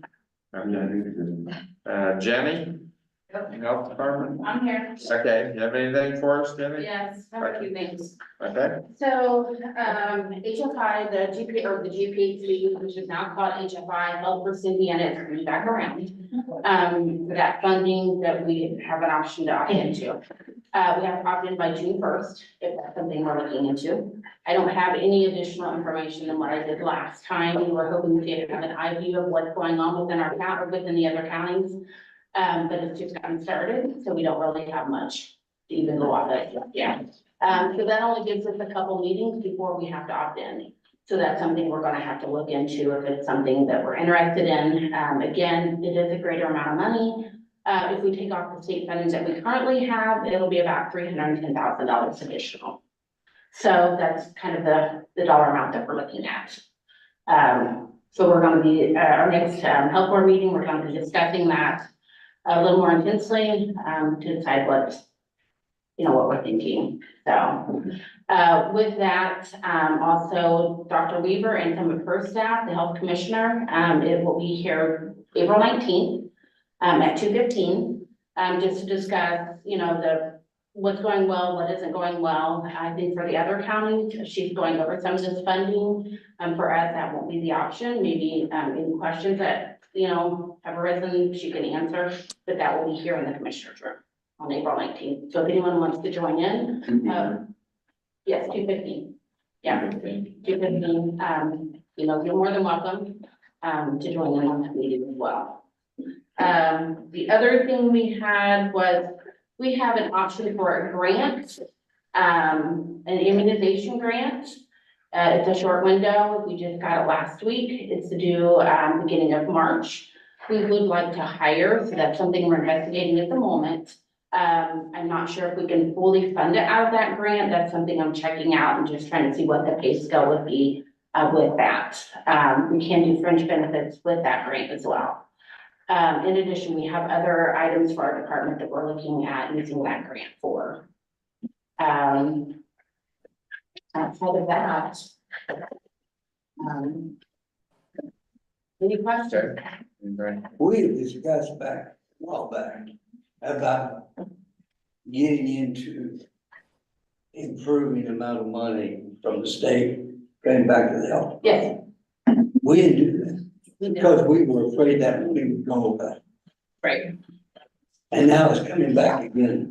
They guaranteed it for 2 years. 2 years. Yeah, so it's 2 So this is years. the second year, Yeah. that's the opt-in, opt-out decision. And this year's a lot more money than they offered for the first year, but you've got to meet all the state requirements if you accept that money. She'll probably have to hire him first. Yeah, but yes, I would not want to do it without hiring another person. So the challenges I'm hearing now from other counties is, it's a lot more reporting. They're being taxed, although they are hiring, more staff within their departments. If their departments are getting very taxed on, the reporting and what their duties are. But are the residents getting more services? I mean, I understand you might have to hire to do that, but are the residents getting more services? That is the goal. We're only a month and a half So you don't in, know. so I don't know yet, but that is the primary goal, Mhm. is more services. So those are one of the things that we're gonna have to look at. What services can we provide? And will it be, sufficient enough to receive that money? And the process, Tom, is the health board will make the recommendations to the commissioners. Commissioners are the ones that will either say yay or nay on going with the state's program, so. I was looking at mine. I know you had so many stipulations coming at you, statewide. Well, I was looking at money's money, that's coming to you, got 2 years. Also, I saw in this report that the health fund was going down. I know that, I'm just asking the question. Yeah. cause I know you're gonna get more money coming at you, and a decision has to be made. Yeah. 2 years, okay. Cross that bridge when we get there. Thank you. Well, so we are at that bridge. Yeah, We've already, 1 year's already passed. I don't regret, not being in last year. I don't regret that. I think that was our best decision. So this year we have to decide for 2025, and we have to make that decision by June 1st, if we want that money.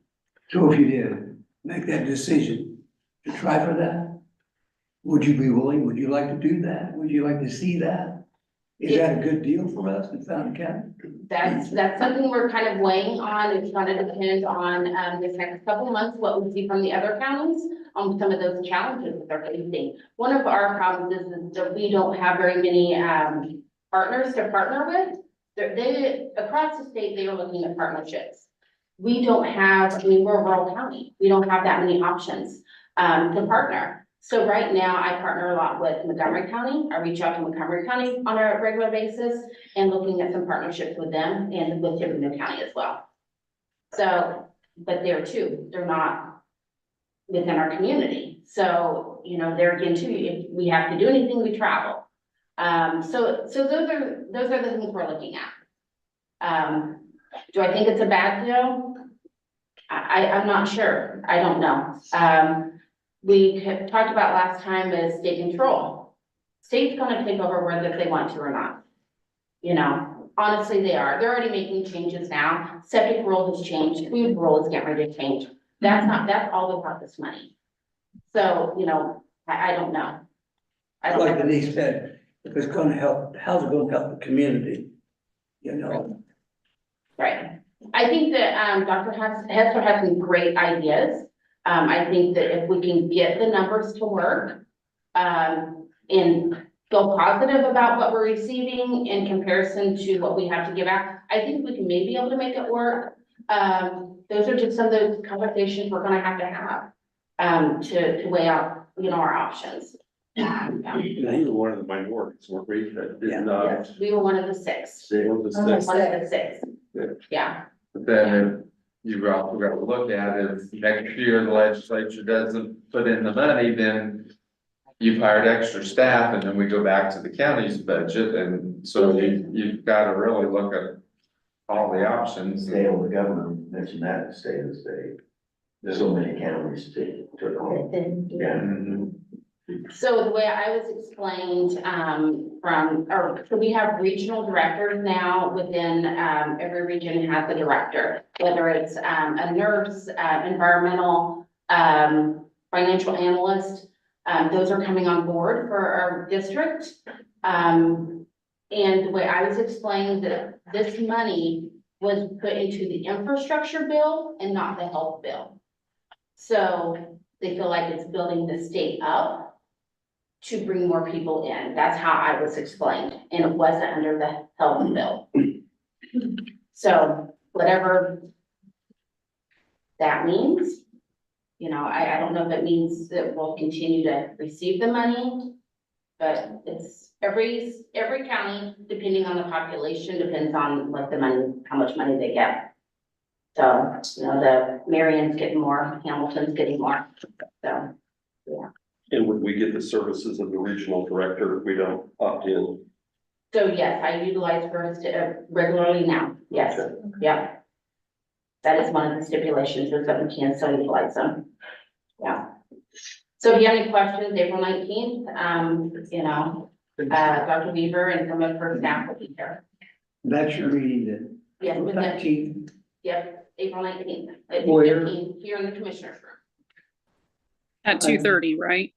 2:15. 2:15. Yeah, that's it. Yeah, Just for the point. yeah. The other thing is, we've discussed before the prevention services, the scans. We are still working on that. We are just waiting on the vouchers from Franciscan, and then we'll be rolling that out. Thank you. Thank you. Yeah, thanks. Tina, you have anything? Tina. Tina. Just really the grants I'm working on, reimbursement, we're ordering the cameras, so just working on the end your grants from last year. Okay. Dana? Caliber, been working with Caliber. I did have, and Sheriff Hole asked me about the mapping system. So I asked for a quote through Caliber on the mapping system, and it's due to if the fellers on the road have to switch screens, it's a dangerous spot, but with Caliber, it's all on one screen. So I've got a quote, they're supposed to get it to me to see what we can do to add that to our system as well, instead of having two different screens for the guys out on the road. And also for dispatch, it would go into one screen, it wouldn't be on both screens, so we cut down on that kind of hardware. Our hardware is supposed to be here on the 20th, depending on the shipping with the COVID and everything, but it was ordered earlier this month. Wednesday, I do have a meeting with my 911 operations board, so we will be talking about Warren County and bringing money into and other instances of that sort. And I did have a meeting with my 911 executive board meeting, everything went well there. So that's all I have. You guys have any questions for me? Any questions for Dana? Yeah. Yes. Aaron. He's good. Nothing broke, just strained, pulled. Yeah, Gotcha. yes, thank you. Good. He had a little bit of a fall, and, Or did? yeah, Can't be like. he's lucky way there. Lifeline? My husband. Aaron. EMT. Oh, yeah.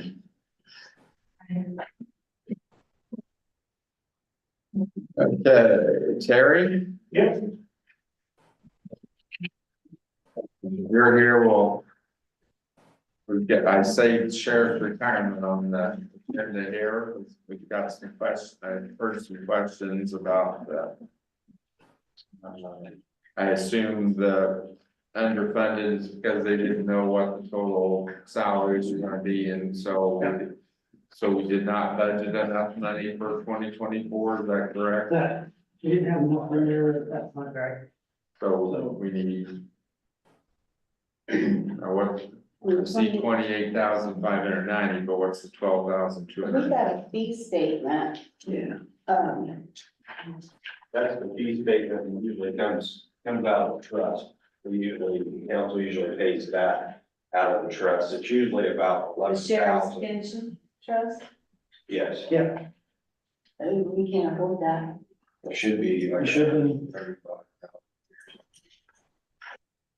It was 89 last year.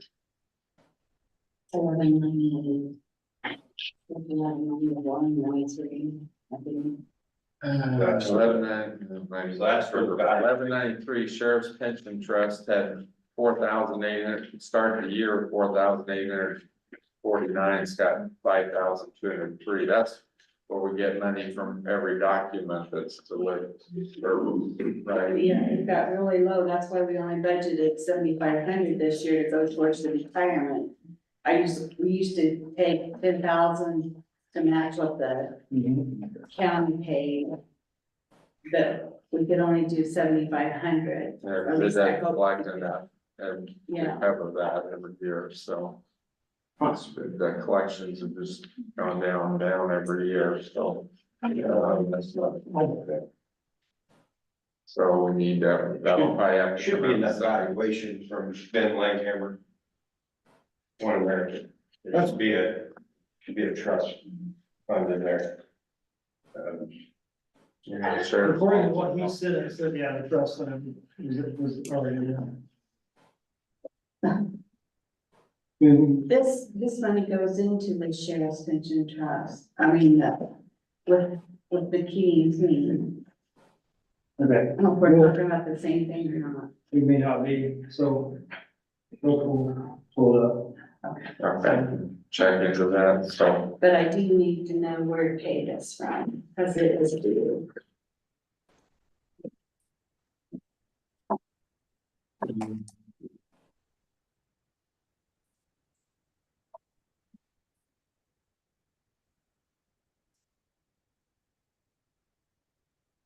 Pay it out of 11, we can pay. 5,000, I would say, out of 1193. No, because that's part of our sheriff's retirement payment.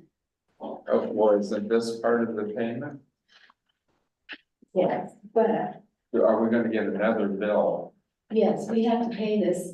We usually try to pay it in June when we do budgets.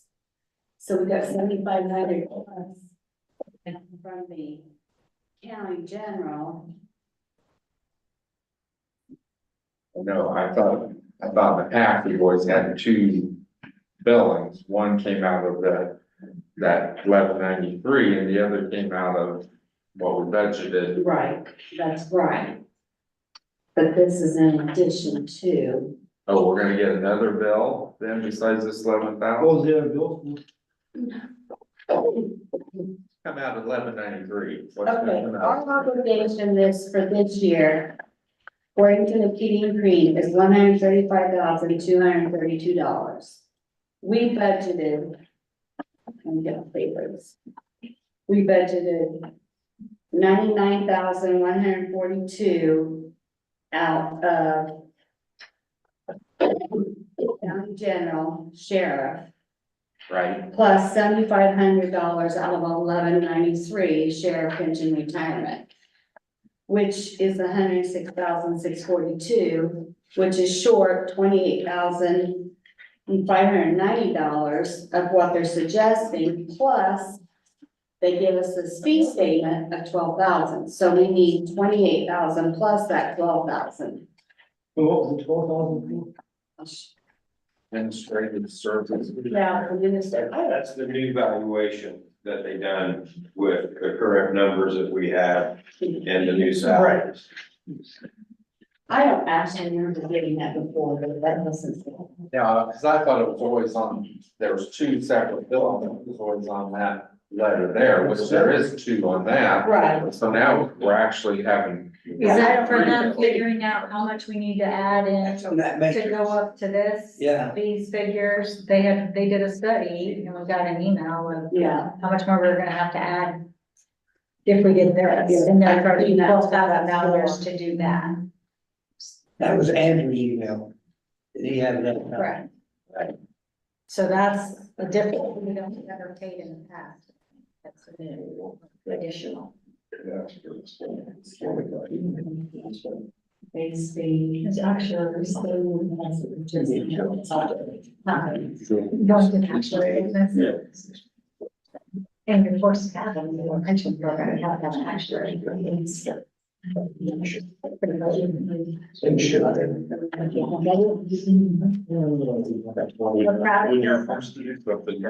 They are proud of it. Well, they're discussing that. Kelly, do you want to go over this sheet that, Brenda had given you, and discuss what this is about? Sure. Let me get to the first page. I'm not sure exactly what all is here. I've been trying to decipher it.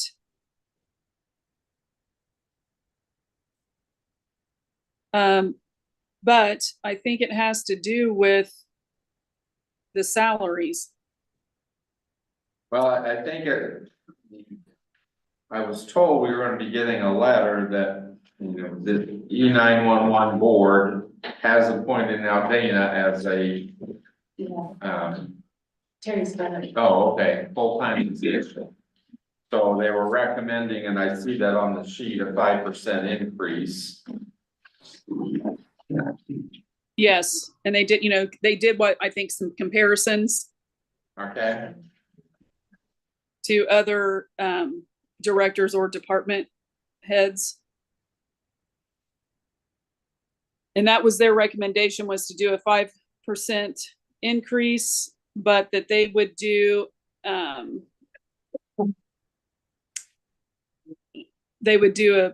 go back and do a review after, I think she said 3 months.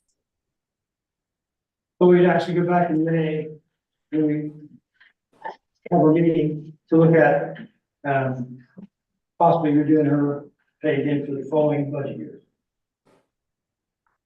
So that's then the comparisons that are on here. So you can see the Vermillion County director is at 54,000. And then they're only, dispatching for one county, and their total population is not that high. Tippecanoe County, Montgomery County, Benton County, and Park County are still, they're only, dispatching for one county. Our dispatchers and director are doing it for two counties.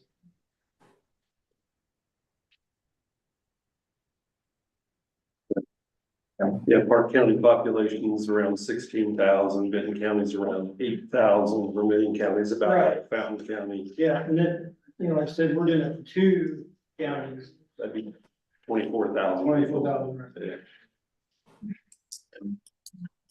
So the board was wanting to request that her pay be done to 5%.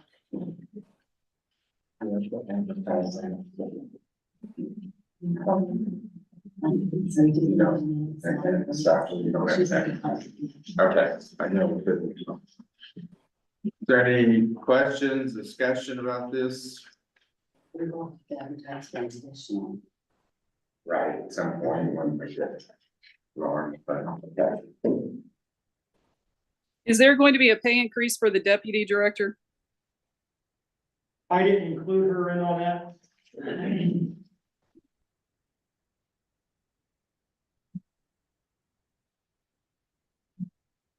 Is there a motion to go with the 911 board's recommendation? I will. Yeah, I would too, I'm second that. second. Okay, all those in favor? Yes.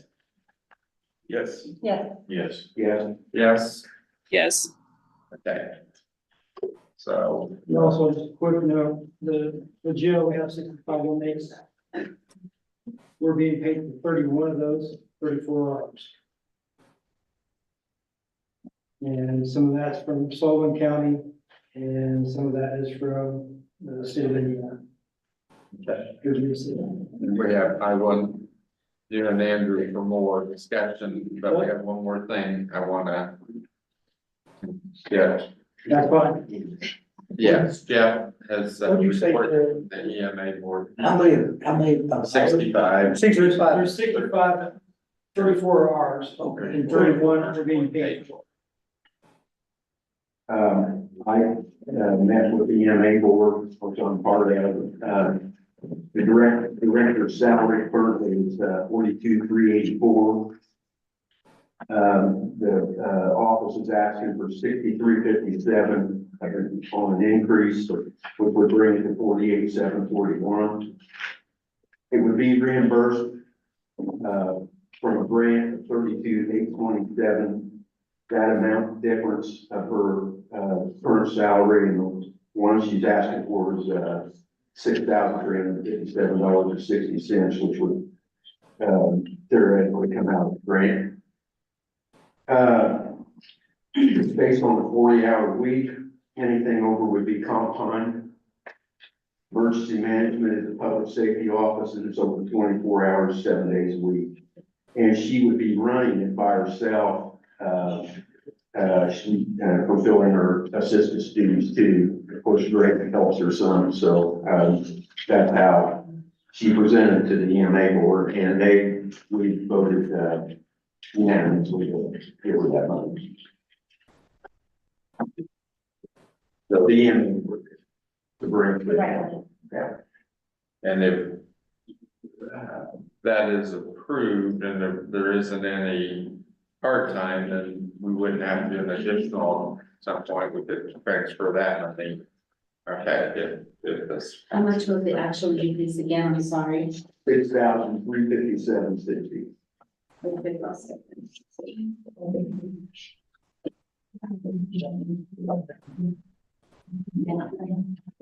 Not, and the board talked to Tina about it. She feels like she can handle the responsibility right now, but we did have us keep in mind that things progressed where there's more put on that office, and down the road, we might have to look at somebody else, but right now, she feels like she can handle it. So what would that bring her total to? I'm sorry. 48, 741, 60. Thank you. There a motion to go with the recommendation of the EMA board on that? Yes, Dale, second. Dennis. All those in favor, or Jeff? Yes. Yes. Yes. Yes. Yes. Yes. Okay. There's. That suffice for passing this for salary ordinance change, or do we address that specific? Let me get the numbers together. And we'll present Okay, it. and then you can go. Okay. Okay, now Terry and Andrew, do you want to go over your proposal? Or did we get the retirement worked out? Or do we need to? We're gonna contact meeting, but I'll contact Ben. Okay, tell him we haven't approved the money until we know exactly what it's about. I know we had a bill administrative fee a couple of years ago of $11,000, and that was for an evaluation done by them. Then we'll look into that. Okay, see how they, Yeah. Just not sure. well, then he said that. Anytime you're gonna do something extra in the Yeah. middle of the year, they're gonna charge you a fee, so I'm sure Well, they they're very proud of their work, so it's not cheap. hadn't had all of the deputies on there with the new pay scale or anything, so they had done that plus. And we knew the annual fee was gonna go up, but So that's, they figured out the new annual fee and also done an extra study on the pay matrix, which, that was figured in there as well. And we do have time to pay this. It's just that I wanted to get in the works if we have to go for an additional so that I can pay this in June. And trust me, I will be making sure that check clears the bank, whether it's my responsibility. You know, well, and I think, you know what, we put money in the council budget so we wouldn't have to pay to advertise so much on this additional, so, you know, I think it could Okay. probably be taken out of one of our funds, that's what we did that for, so we wouldn't have to, Okay, if we're all in I just- agreement to right. pay a bill, we'll pay it out of that as long as we have those funds. I like to have a, You know, you do. I appreciate that too. and after speaking with Ben over the phone for a couple of weeks in there off and on, I now know how to figure the pension, not to the penny, but fairly close, so. in that sense. So we wouldn't have to have any more extra valuations done, so to speak. So that leads me to a proposed pay matrix for the sheriff's office. I spoke with each and every one of you periodically throughout the past month and went over some numbers with you guys. And I would like to see us be competitive with other departments so we can retain people, don't lose them to another agency, especially due to longevity. So one of our deputies left us about 6 months ago, went to Montgomery County and was able to make a significant amount more due to his 11 years of service that he had. Because they pay longevity on lateral transfer. So that's what I'm hoping to get done here is a pay matrix to that effect of if we have an applicant that has 3 or 4 years somewhere else and we hire them, that they hire in with a longevity scale. And also to benefit the guys that have been there, that have been at the sheriff's office for quite a while. I've got several people with 10 to 20 years. One in particular has 28 years, still paying into the pension, has 4 years left till he can draw it. And he's not necessarily benefiting anything from it as far as percentage wise. After 26 years, because our pension's capped at 26 right now instead of the 32-year plan. That was another thing I would like to discuss is, can we move our pension plan to the 32-year plan to draw 74% of our top 5 years paid within those years? And by the study that was done, it looked like it was going to be about $10,000 difference a year to go from the 26-year plan to the 32-year plan, which would benefit 4 or 5 deputies. I can't remember. Me and Ben talked about it throughout our conversations. But it leaves it out there for a guy. If he wants to go a full 32 years, he would at least benefit from that in the long run. Instead of, you start a guy out at 21 years old, he works 26 years, he's 47 years old, but he can't draw his pension until he's 55, and he's not gaining any percentage off of it at that point. So, and the pay matrix resembles Montgomery County. That's where I got the pay matrix from, which would bump our base salary up to $60,000 starting pay. That's where Montgomery County's at this point. Currently, right now, we're $57,750 per deputy. And there's no pay difference between a deputy with 2 years on or 20 years on. That deputy at 2 years makes the same as a 20-year deputy. So I think, we need to get those separated through some longevity. And so the pay matrix is, would be 2,000, the one I'm proposing would be $2,000 every other year longevity raise. So the base salary would be $60,000. And then year 2, you would get a $2,000 bump. Year 4, another $2,000 bump. Year 6, another $2,000, and so on, out to 25 years.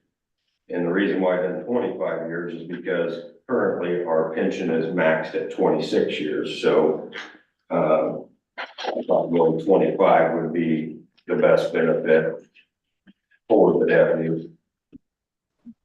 And like I said, our pension is solely off of our top 5 years within that 26-year span. So currently, right now, I don't think any of us could necessarily survive in 10 or 15 years off of 62% of $57,000. I mean, it'd be rough. So The bulk of your people that you just talked about, that were in that $57,000 bracket. Right? I Yeah. think I counted out and did a little bar graph, you have about that. And then there's some difference in longevity, but I looked at longevity, where your young people are now, that $57,000 category. There's about 6 people, then there's another person over here at 66,150. So that's your ball in your longevity. And you had, like you said a while ago, you got a person that's at 30 years or 28 years. 28 Bob years. Kemp has 28 years with the sheriff's office. And of course, he's maxed on his percentage at this point. So what I was really looking at is what the county would be responsible for immediately.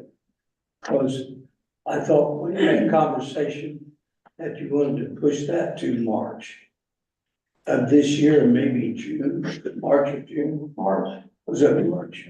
Yeah, if it was voted on today, I would request that this pay starts after the 28-day pay cycle. So we'll start a fresh pay cycle on the new pay which would probably be the end of February or first of March, somewhere in there. I didn't bring the pay scale with me as far as when it's 20-day pay period's over, but, And the reason why, Andrew, I just, how much money are we gonna have to come up with just increasing salary? Not even to mention how much we're gonna have to stick in that pension fund. so on We're the, behind in that pension fund, right? Colleen? Well, it's gonna be a year behind because they don't know what our salaries are until we make our new budget, so. And it's a young staff. When I look at it, right? It's fairly young staff. yeah. You know, a lot of the guys are 6-7 years and less.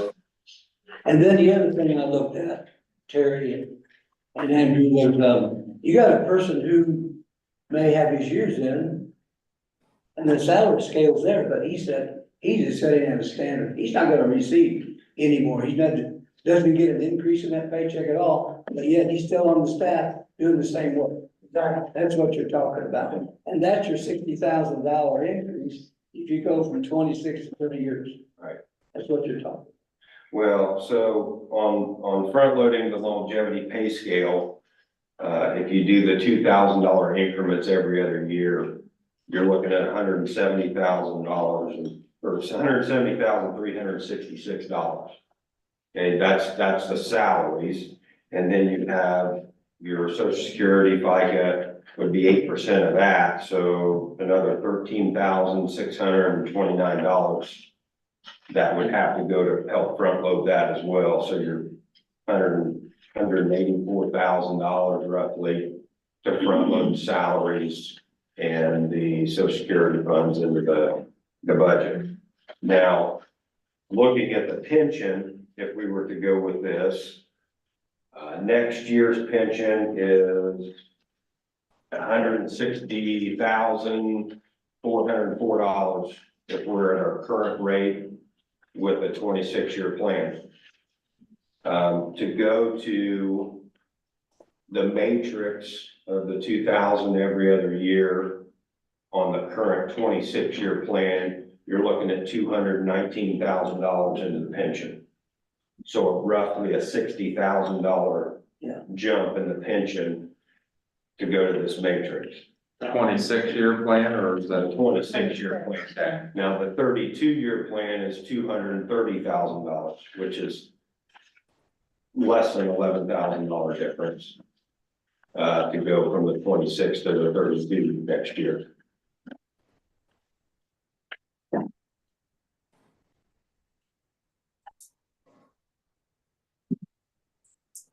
Not to go back, it cost us $2,500 to work on that matrix plan, that study, didn't it?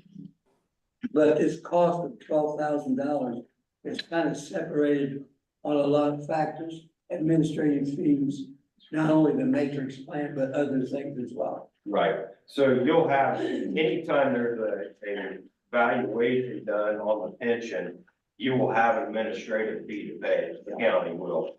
And in talking to Ben, he said that we always paid for that out of trust, our pension trust. So I will contact him when we go down here and double check with him, and we'll look at prior. I'm trying, this computer's not working. Okay. So I'm sorry. And we'll figure out where that came from last time.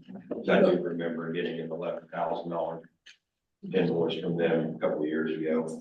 I thought I'd searched it and see it, but.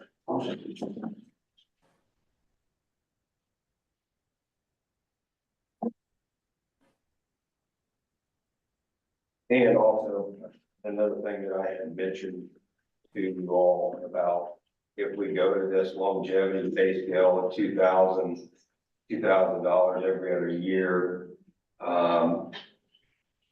only revisiting the cost of living every other budget year instead of every year. So what that means is this next year for the budget, we won't visit it at all.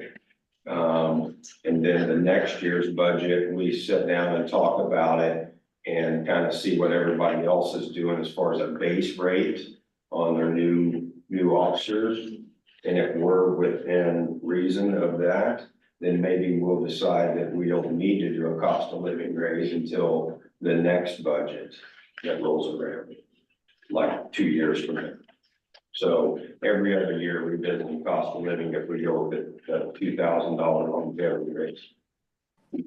Instead of the longevity raise plus a 2 or 3% every year. That's not what we're looking. I do have a question on, because the matron's based on the lowest, and I don't know what her salary is for this year, but is she making 60,000 because she'll have to go to that? She's at 49 something. So I have to add another 11,000 to the plus Social Security. Because the state law requires a matron. That matron gets the salary of the lowest paid deputy.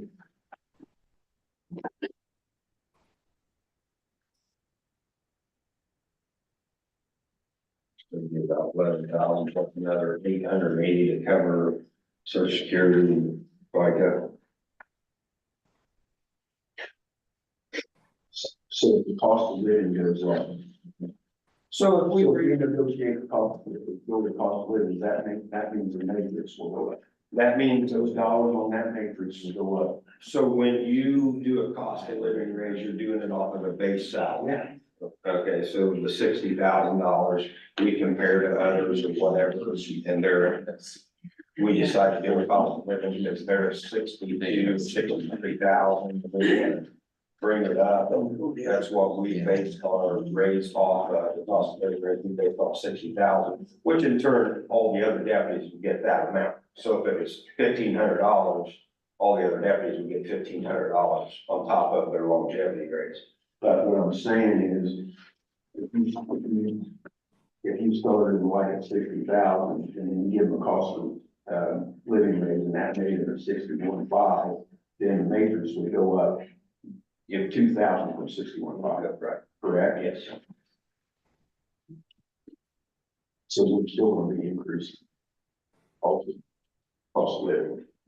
It won't be this matrix. It'll be a different one if we give them a cost of living raise, right? Is that the way you look at it? Yeah, Matrix is always $2,000. Right, Yes. Then we give them probably more 5% and they, That's good. but not next year. But that's another thing that we wouldn't. I would say we negotiate with, if everybody else is getting a 5% raise, I'm not expecting us to get a 5% raise. I mean, $1,000 every other year, or maybe every 4 years would be $2,000 or something like that. Just to be somewhat competitive, because I'm looking at these other agencies and I understand their tax base is different than ours. I totally get that. Like Montgomery County, they've got 30 deputies. We have less than half of that, but I'm hoping that our tax base would help cover for the 14 that we have. And if we decide, in a couple of years that the cost of living hasn't gone up much, and we don't do anything with it.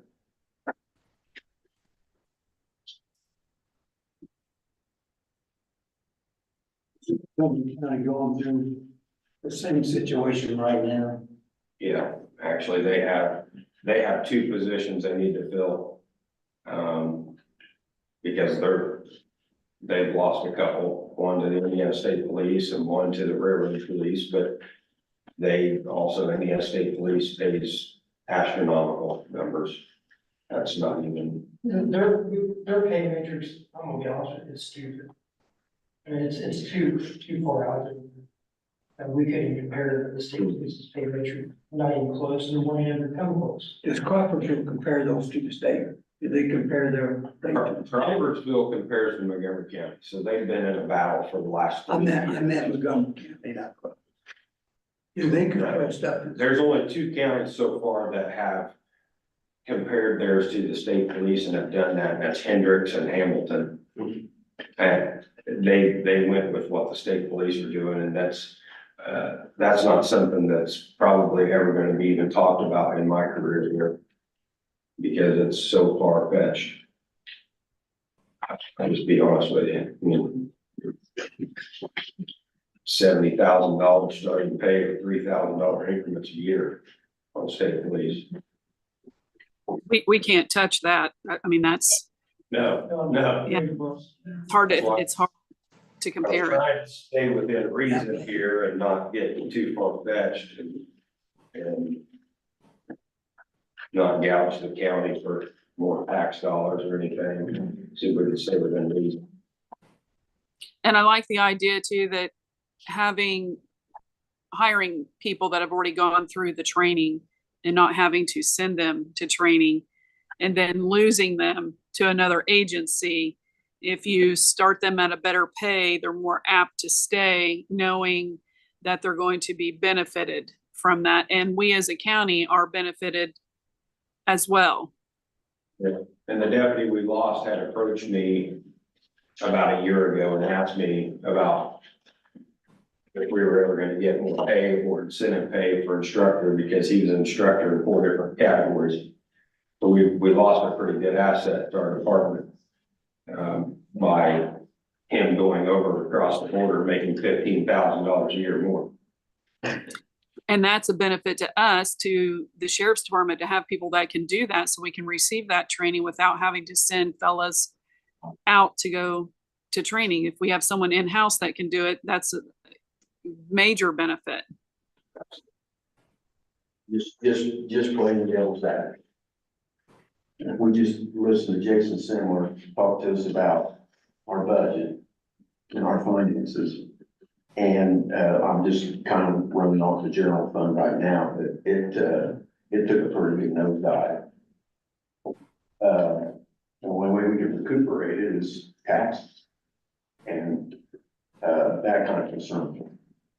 You know, I've told you that, but also on the flip side, we need good coverage with the sheriff's department, but that, Okay, I'll give you, the money, but you have brought in a bunch of money. yeah, Go ahead. over $907,000 we brought in, July morning, you know. First thing, the guy comes on duty, I've got getting called from dispatch, he's in a pursuit over 100 miles an hour. You know, this guy deserves his money, he works for it. Had 2 guys there today, interstate. Then we had a guy there tonight, they're an advocate. Armed robbery. He's sitting in our jail now. You know, these guys deserve this money. You know, I understand we're not at that tax rate like the rest of these other counties are. But at the hindsight of this, we're paying and trying to retain these guys, you know, if we're not putting money into them and not trying to retain them, they're gonna jump ship. You know, the guys that were working my current pursuits, these guys are highly trained. I've got guys that are actually looking to go to another county that I don't want to lose, because I will lose all that knowledge. Someone else is gonna gain. So that's where, you know, that's where we're at. I'm just saying, I'm playing. No, I know you, I mean, I get it, you know, and like I said, though, these guys, at the end of the day, deserve more. These guys are actually taking calls at home. I mean, literally, people showing up at their house, people literally calling them. These guys are actually coming out on their days off to help.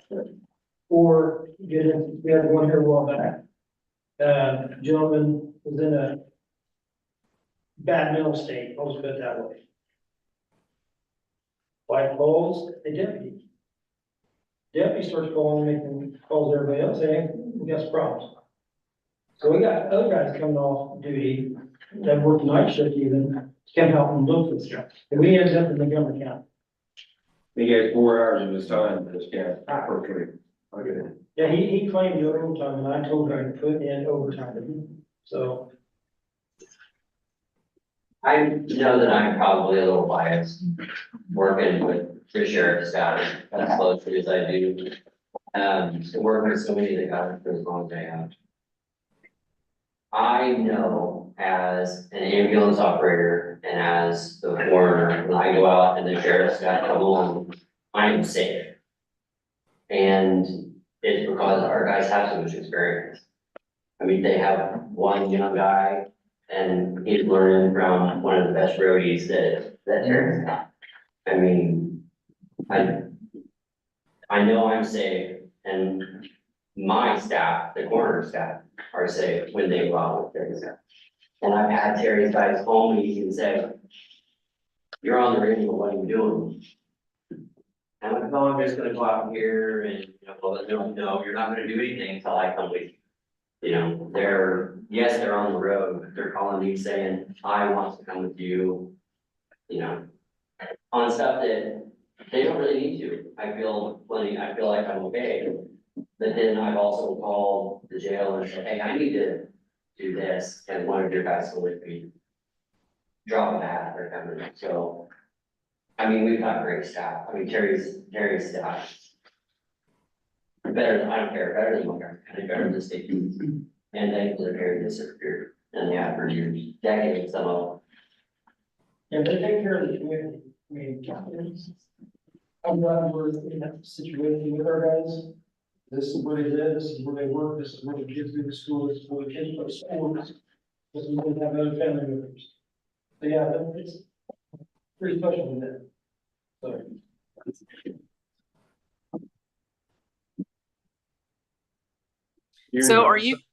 So I'm sorry, Dale, Terry and Andrew, are you wanting us to make a decision today, or can we have an opportunity to look at these numbers?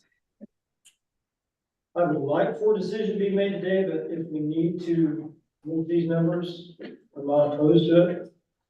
So there's more better of an understanding of what's going on or what we're trying to accomplish.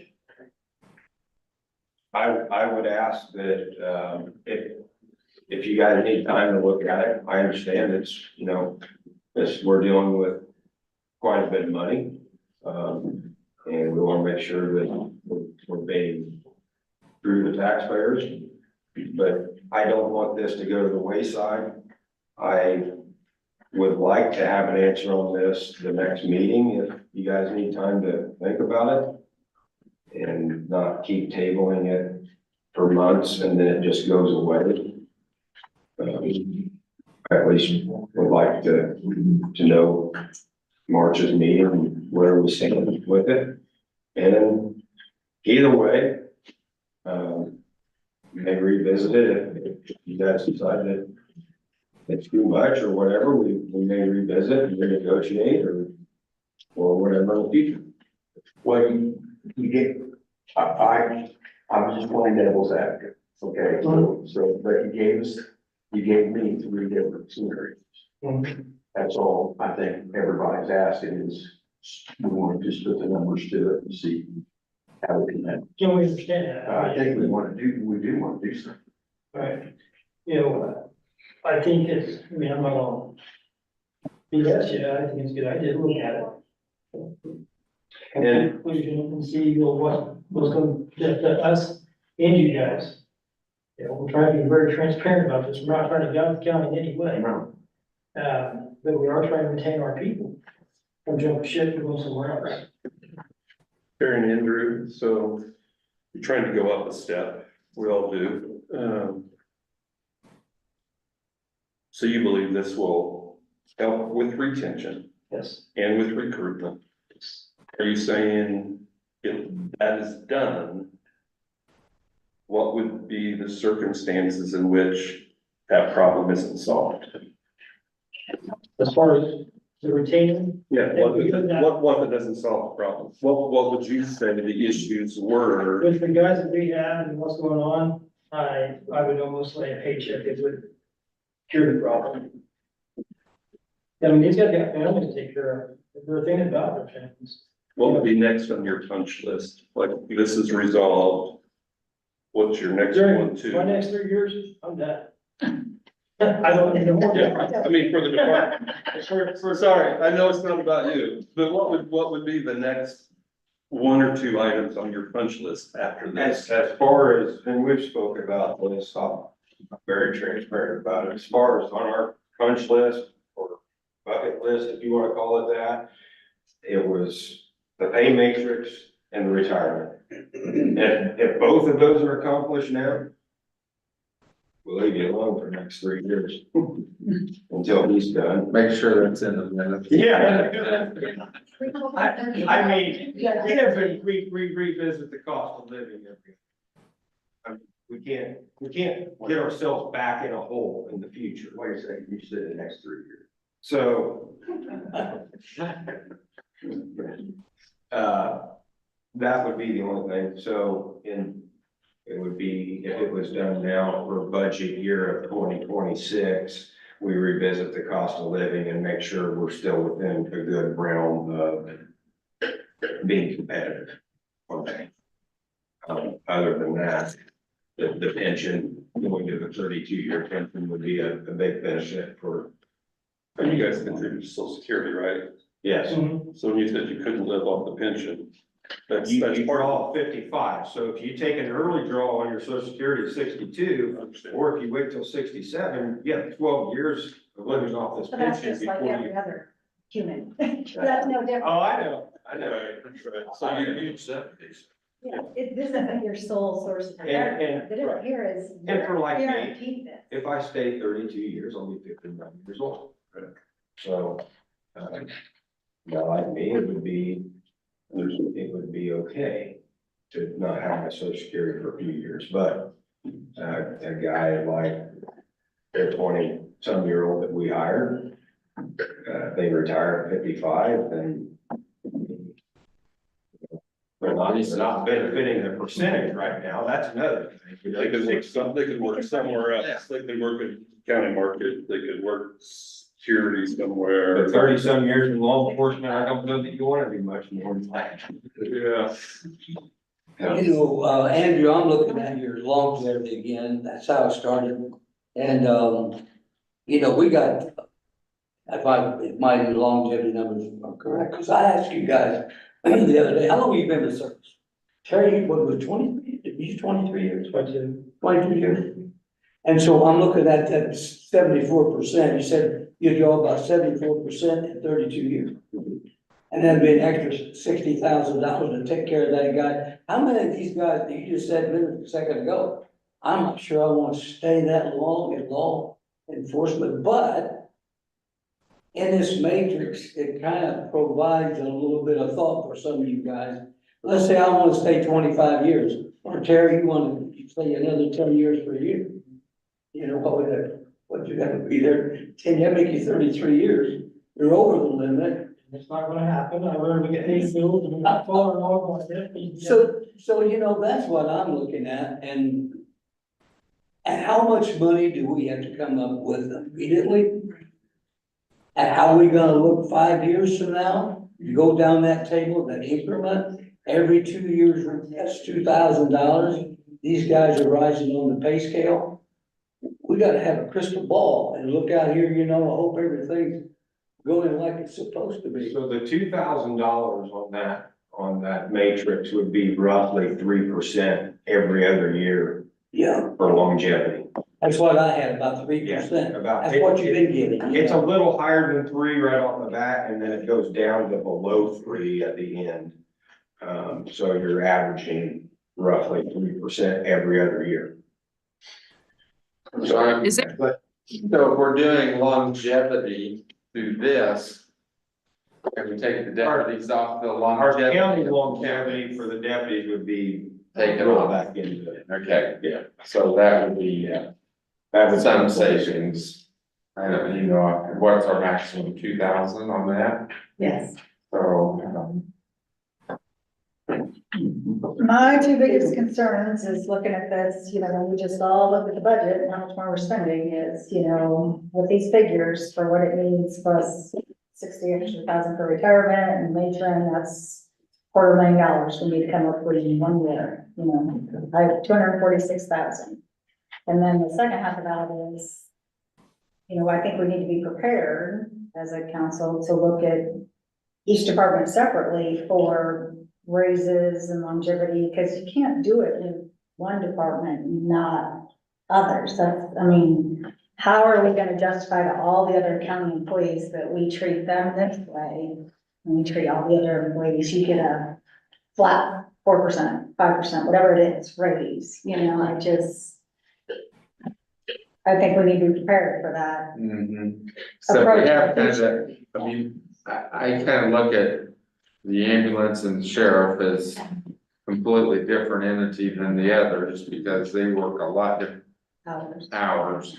And we haven't just taken care of the ambulance department. Hopefully that they're all satisfied now. The 911s every 24/7 help. The highway. Yeah. 7 highways 24/7. Yeah, well, that's right. They can all That's right, justify too. their Yeah. costs in different ways. And- Yeah. And they all are important in different ways. I agree with that, you know, and they can all make that argument. So we gotta be careful if we go that way. Is it fair to say it's the style of work that should be judged Yeah. and not the hours work? I mean, I'll be honest, those guys put themselves in danger for us, I agree. you, every day. The same, the ambulance does it in a similar fashion, but a little bit less dangerous. We still drive big vehicles at high rates of speed for the safety of our people, and I'm not down speeding anybody inside this building. Because everything that goes on in this building is important for the function of our business. But it's a style of business. Being devil's advocate, if you have a problem in this courthouse, who do you call? We call you guys. Yeah. If you have a problem out on the road, county highway has a problem with a citizen, who do they call?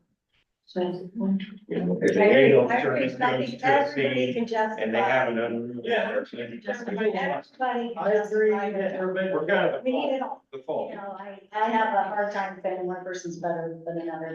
No, I'm not saying, I'm not You know, saying. everybody has Right. their purpose, so. None, respect that. In 3 different plans, I see $21,000 difference on the one and from the higher, from the lowest, 63,000, so we gotta decide between. We're talking 63,000 and probably a little bit of retirement too, so. I don't know, I've looked at these now. So when you're figuring evaluation on pension, you can take 20 to 21% of total salary, and that's gonna be what your pension's going to be. I think Jim and I were only been given 2 different sets of numbers, so you guys keep referring to 3, I don't think we have. 2,000 and 1,500. I didn't get those. Yeah, we got them directly from them. Right. We only have 2. I got some, upstairs here. We have the matrix and the 12 and the 15, I mean, right, that's what you have. Yeah, 1,200, 1,500 and 2,000 is what I'm. Oh, actually, I don't, where's this 107,000? That's the original. Then, well, that was that one. So we've got, That was probably without the sheriff's. so yes, fair. Okay, so we've got 128,000, 143 and 17. I have 130 basically and 170. And I've got one, after this. all happened. I don't think that 128,000 includes the matron though. None of None of them. have the matrix, Kelly. Because that won't have anything to do with the pension. That's why I didn't fit that in. I'm gonna have Terry's, make a comment. If you have a contract, meeting, that's the fact. So with the contract, if I was doing a contract with the county, all my tax money that I receive, that's come back to you guys in general fund each year. It's like last year was $13,800. Like $68 or something like that. So that was. You guys, I wouldn't get into that. This is another one, so 2,000. I just, your contract. And these, Now, I will let you know that even, the new sheriff that gets elected, we'd have to go with him and have talks with you guys, whether he's gonna stay in contract or takes the tax money, right? So I was telling them, Denise, on a contract for me, I would actually give my tax money back to the county that I collect. Right. We go back into the general fund. So. So. Am I hearing, you want time to think about it, Amanda, or do you want to make a decision today? Can we sit here for a while and talk about it? Yeah. Yeah, I'm okay with that.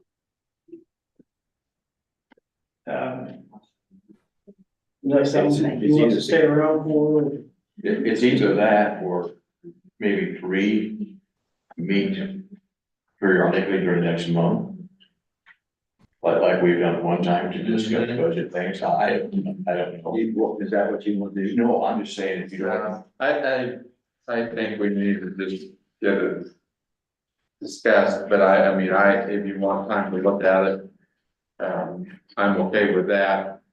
I possibly might miss March meeting, but I should be able to Zoom, so if I do have to miss it. I say, let's figure it out. Okay. Today, you wanna talk about today, and that's what. Yeah, I kinda like to know figures. I wanna know where we're going. What do you get per day for housing prisoners? 37.50. Okay, I knew it went up at this. Okay, And that's so, from the state, right? There's that. State and like Sullivan County, any entity that I hold for. so right now, The there's state sets that amount. 31 prisoners are Yeah. bringing in Yeah, $1,162 a day. I mean, we do have expenses. But It's back in 2016, that's strange, I share. She's getting me coffee. It's just like 10. Hey Dudley, yes, if you average 30 out of county, Terry, would you say that you, oh, are they gone? No, Terry. I Yeah, couldn't I'm see, here. I'm looking on this little screen. Terry, would you say you average throughout the whole year about 30 out of county a day? Or, Absolutely, yes. so that brings in $424,000 a year. And she's got, and Coney has all the numbers, I mean. I do, I think. Let's see how much. Gosh. so with that 424,000, are we using anything else for that money? Well, it just goes into our county general. Could we use that for the pay difference? Well, we're already using that. Yeah, General yeah. fund. It's not Yeah. like that's new money coming in. Yeah, We've right. already Right. spent that. Right, Get that's it. what I meant by asking what, what exactly do we use that fund for? But it goes into county general, so it can be used for anything county general related. Well, I have this. we got the 15. Yeah, yeah.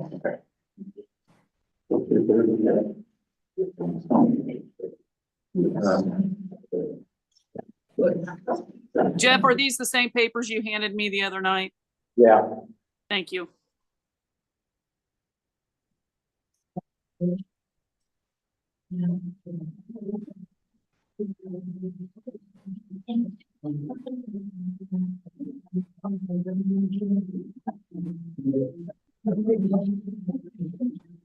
I will use on a percentage basis. I just think, going back to our taxpayers, that some of these increases are 30, 46%. I mean, and then we're gonna possibly tell them to raise property taxes. See, what I forgot to ask Jason, what I'd like to know is, there's only 30 counties higher tax rate than us. What's their median income? And, when I saw 57% of our kids are in poverty in Attica, and then we wanna go and raise, that means their families in poverty, and we wanna raise taxes. Them. I think we need some more information, for me to feel comfortable, raising taxes. I was really hoping we could take $1 million a year out of that. And I'm still gonna talk to our state senator and rep and see if anything, but I don't know. That's what the bond is. I don't think it's. Can the bond be I don't know if you could go back to the bond issuer and try to get that. I mean, on a loan, you can always negotiate the covenant of term, that's kind of that is, but I don't know on a bond if you can do that. If they see we're setting $5 million and we Yeah, could pay it if off. it's possible, I don't know why they wouldn't, when they look at stuff, but I don't know if that's possible on a bond. Because those bonds are then sold to investors, then I know how we can go back to them.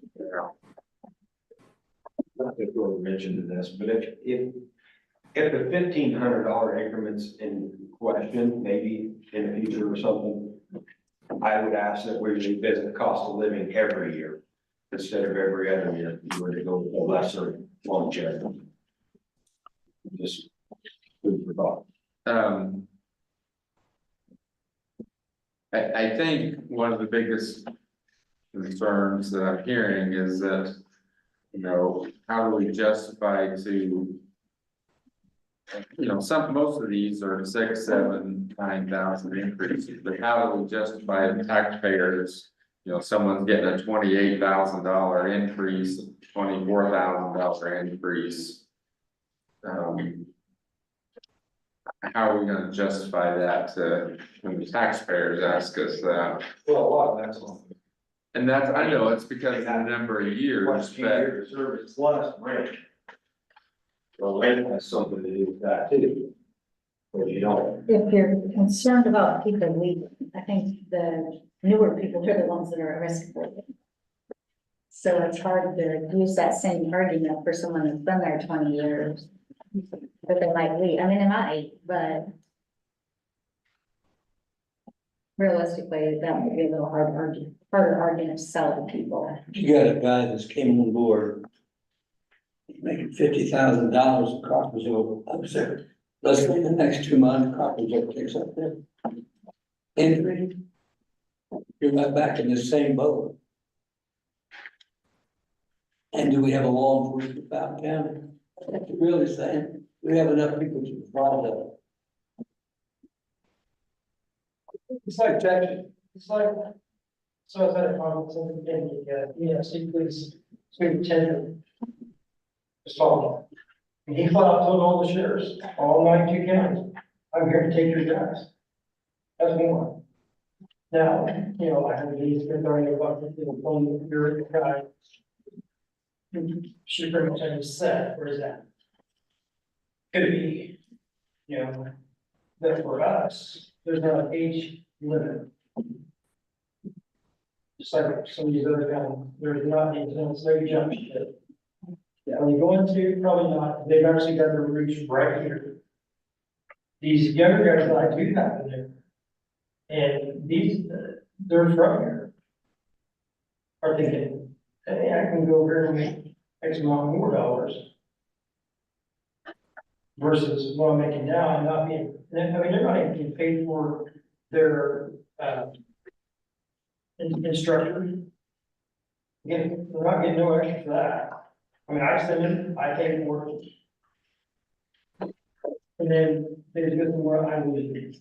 I just lost that money. I just lost what I invested in this guy to go for him to go to another county and have that county to benefit from it. You know, that's one of the biggest issues, like the one that went to Montgomery County. We got so much knowledge. We can't use it no more. I gotta pay. So like when we go qualify now, for our handguns, I gotta pay somebody. It's just the way it is. If I got these people on my staff, I'm not paying for them, I don't have to pay somebody else to qualify. I don't have to pay somebody else to send us a scholarship. I don't need someone to come in and show us how to drive, I already got that guy there. You know, defensive tactics, I already got that guy there. So for me, it's more, you know, we're showing you guys how much we appreciate it as a county. And two, we're paying them for their knowledge.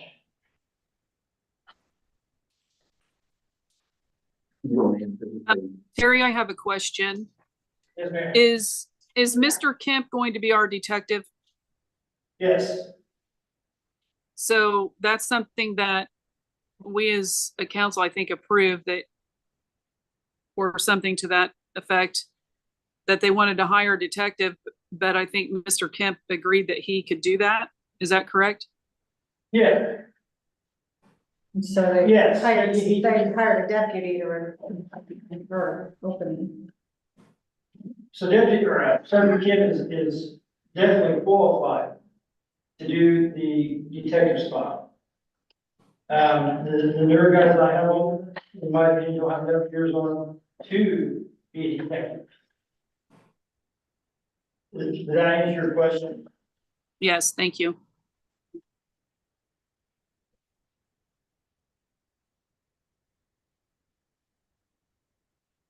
He has 30 years, 28, how old is he?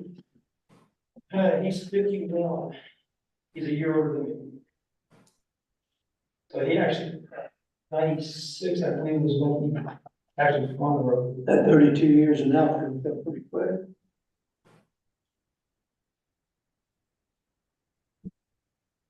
I'd like to say some kind of increase with a max of like 15% or some kind of cap that we're increasing some of these, so they're not.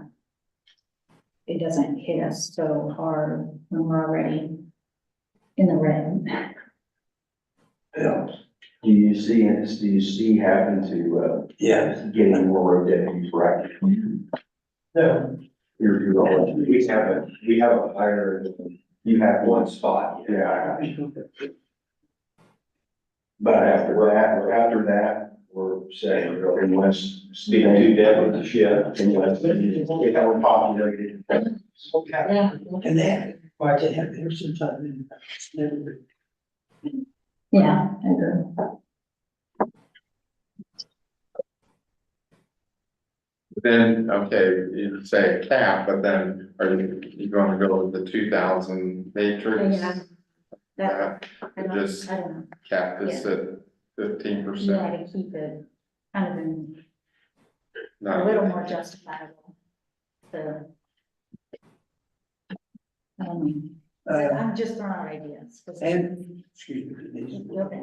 I just asked you the other day, we're at 28% and 23% and stuff come from, you said, well, that came from salary.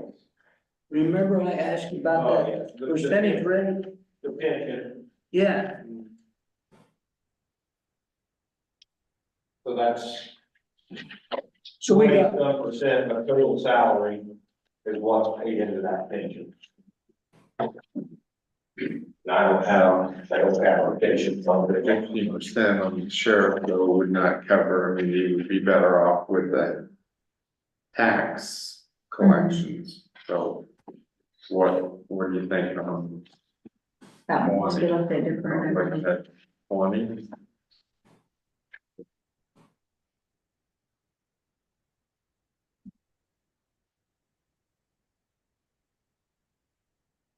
Twenty's not gonna save you too much, I don't think. What's that? 20% cap's not gonna save you too much, people are coming out of 21, 21. 20. Yeah, in fact, it would be at 20, but, Yeah. but on the higher. It's only gonna save you really on the one, I think. And then a little bit on. The sheriff. Yeah.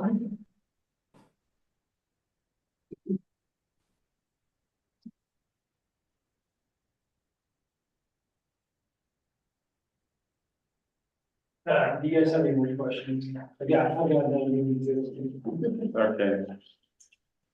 Anybody have any more questions for them? We can continue our discussion. Okay.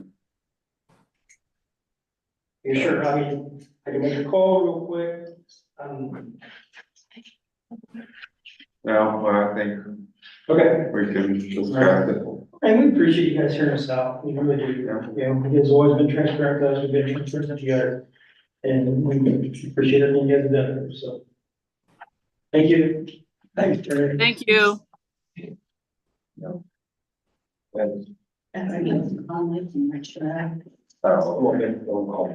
right now. Did you have something for us? He's gonna call. Are you talking? Yes. Now, I just came to listen. I know that Colleen extended an invitation to. Okay, yeah, we're on our last thing on the agenda, but she said, hear from Mark Chura, so. And if you had anything you wanted to bring to us, and we're gonna finish up here, so. Yeah. Okay, thanks. Now, he's out of the Maple Corner meeting. Mhm. I think we better- Okay. What was the name of the one in Hell? I make her funny for Dennis. Yeah, usually. When we had, you were out, there, when we had the meeting with Jason, he was, yeah. I knew it looked familiar, and it was, yeah.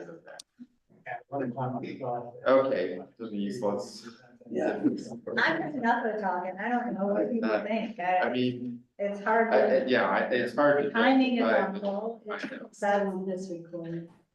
Yes, I think you have to. we have, yes, we have. I mean, the timing is awful with where we're sitting and what information has been given on other stuff, so that's tough. I totally respect their job and, yeah, they're in harm's way, and, Right. it's not about that at all, I mean. I just, I'm a little uncomfortable with Gotta- the gotta top have heavy both of the, top Yeah. of that, Mhm. I can justify most of those and feel comfortable, but I don't feel comfortable on some of the higher ones. Jeff, what? Twice I've explained that to my friends from council that the bottom half, or maybe a little more was okay. But the top half, because of what you're thinking, is such an increase that it would be kind of a bad taste in some people's mouths, number one. Even though I hear them, you heard them, what they do, I get it, Yeah, I do too. I couldn't do it, but I also justify what, to the taxpayers. I don't understand why it has to be a both situation. I mean, I guess I would think we can increase our salaries some to make it competitive, but why do we have to also at this point agree to a matrix where we're guaranteed, what we're gonna pay them? I guess that helps them for hiring, I understand. But if we continue to look at them each year of what raise makes sense, why can't we still do that and increase their salaries of some sort right now? I don't know. Right. Is that possible or, I mean, or do we want to look at everything? Those are options too. Go slow instead of go hard. Yeah, there you go. Yeah. That's about what it looks like. And it makes it go down a little easier. Yeah, makes it swallow it. There you go.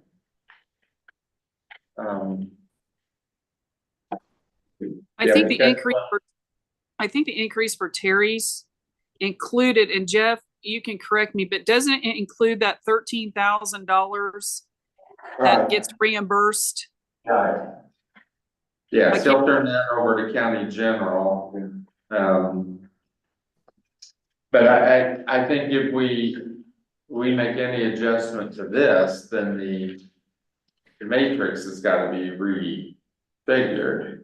Because No, I think based the on matrix just needs to be written as, if you're gonna have a matrix, it shouldn't have dollar amounts. It Right. should just have 1,500 or after 2,000, yeah, year every, 3, after year 5, Yeah. whatever, not, the this is your pay. salary. Yeah. It should just have that amount. okay, They're gonna do a matrix. Because it's wrong anyways if we add a cost of living. So Mhm. it should just be, that's how the matrix should be written, if we accept the matrix. so are you comfortable we went 15% across? As cap, Yes, on these increases. Do you think the sheriff's department will be happy with that, Jeff? Probably not. 15% across the board? No. no, No. some of them are Oh, only like each 7%, division? 11%. I said a max cap of 15%. That way you're getting the newer people in line, so hopefully they don't leave.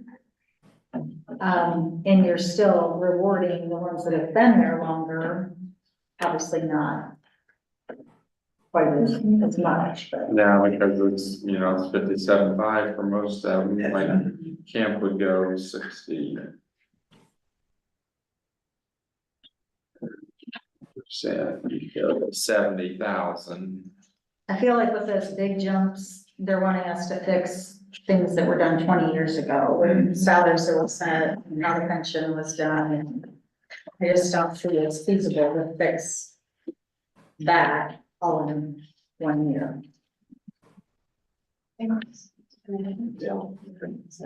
But Jeff, what if we went 15% and then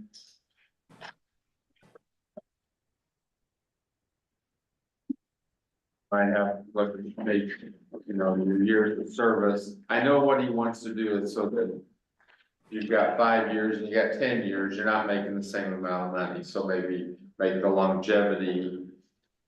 We can adjust that longevity, if you got so many years, you get more, so that the older deputies are making more than the new people brought in. Okay, that's, I think, what they wanted for the bottom line. Is that the way you read it? Okay.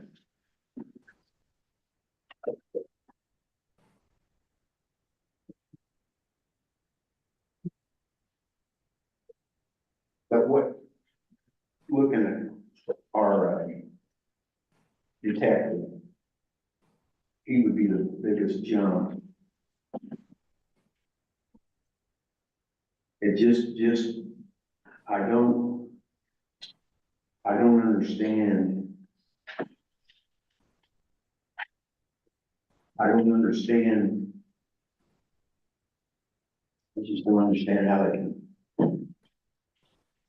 Why? Okay, I shouldn't have said that. Well, I think he's doing that because of his years of service. Right. Yes. So, but that just, I mean, that's a, 20,000. When you look at a 24,000 and a $28,000 increase, I mean, that's a that's over 40. person's job here. You Yeah. know, I mean. Right. Now, I'm not saying they do the same work. No, Don't put yeah. words in my mouth, but. Do you think that they would be satisfied with, like Denise said, capping at 15%, but going to a 32-year instead of a 26-year? Okay. Yes. That was meant. And that's not that much, I mean, 11,000 a year. That's. You know, I look at their retirement, they may want more years to build on versus pay maybe. Just a thought.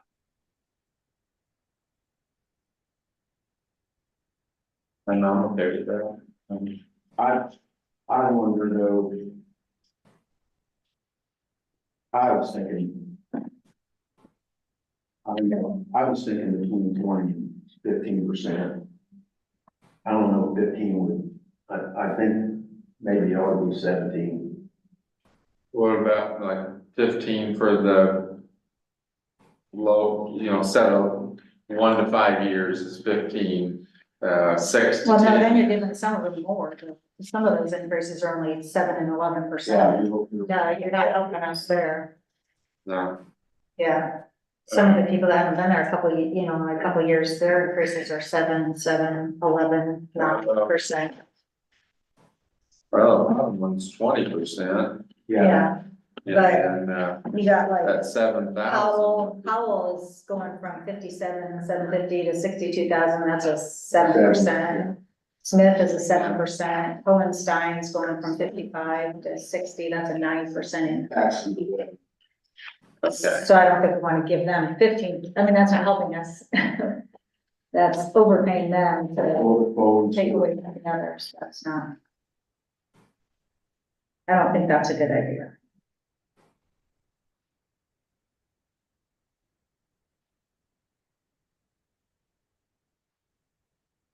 But that's, I'm okay with 15, I just.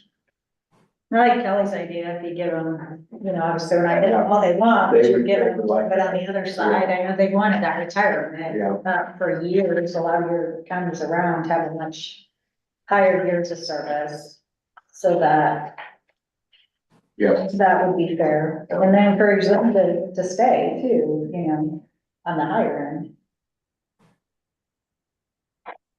You figure 57 at one, we got 6 people at 57,000. Well, it depends, because they're And all you said different years of 15, service. Yeah, Yeah, you said 15%. I said a 15% cap, so some of them are Okay. only like a 7% increase because of their years of service, but if it was like you got Rainey at 57,750, but it's going to have to be a 21% increase. So I'm saying, like, cap that one at 15, anybody that's over 15, cap it at 15 to save some. Would you start them out go to 60? The bottom side, Yeah, would you give the them starting that? salary, yeah, I think so. Oh, for any new people, yeah, I think we have to, yeah. Okay, who are you saying only getting 7% increase? I Maybe figured you've got a Powell- different sheet than me, Well, I'm looking. because I've got Powell getting 7,250 increase, that's about 13%. I think you're looking at the one, I was looking at the one for. One includes all of their years of experience, and then the other one is longevity with the county. See, I have the 2,000 it's to going- 1,500. It's going, like, you've got, That's the one with like Cal, been working for somebody else. Yeah. That's the one with the, added experience. Including other agents. Yeah. Yeah, I Yeah. don't have. Brady, longevity without prior. I don't have that. Okay, that's why But when it's in credit, clear whole, so that's like, you don't have that. I got 3, but I don't have that. yeah, see, I could, because I have those. Under, I mean, the smallest increase I have is like 13-14%. I have a lot of other numbers written, but that's the one. The difference on that one holds at the bottom instead of the top, but Okay, yeah, 5,000. that's giving them At credit 9,000. for experience with Fountain County.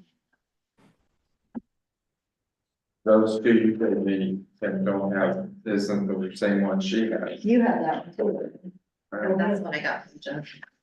Yeah, you've got that one. That's one. Yeah. Okay. See, one came in with 7 years. Right, some of that, And so you have. Yeah. So you have the one, the sheriff. but he's Yeah. at the very bottom. This has got all of it. Separate animals. He's not, I got. Okay. 107,400. Which one we looking at? That's the same one you got. We're gonna get this all ironed out, Valerie. Give that back to. I don't know if this is the same one, that's the one he just. That's what I have.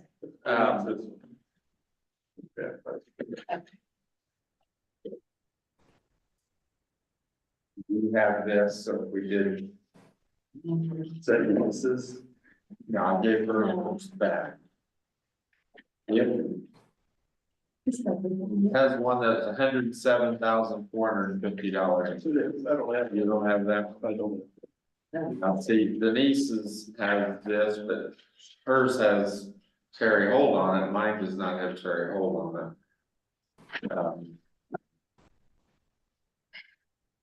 Should have put this into a spreadsheet so we could plan. No. I mean, with the handwritten, it makes it really hard to compare and play and.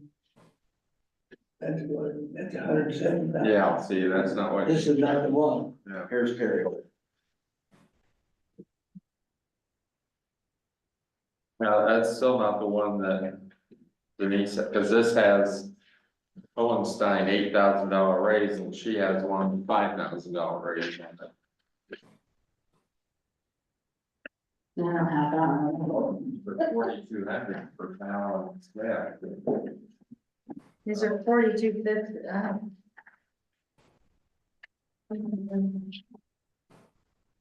Can we get- Those I gave you were the terms that he gave me. this is the one he gave us, there, this one. Yeah. I'll see if I, That's right. This is county experience only. can we get copies of yours? Yeah, I don't care. I mean, I Okay. got a lot of other. You guys probably don't want to. Yours is the one that says longevity without prior agency. Correct. Yes. Then we'll go make a copy of that. That's what we both got the other day. we both got. I got one with longevity for full-time years, including other agencies. Yeah. Yeah, that's what I have. See, that's what they give That's what me. you want, right? Well, that's not, Oh, We all don't have the same copies. We all don't have the same copy. yeah.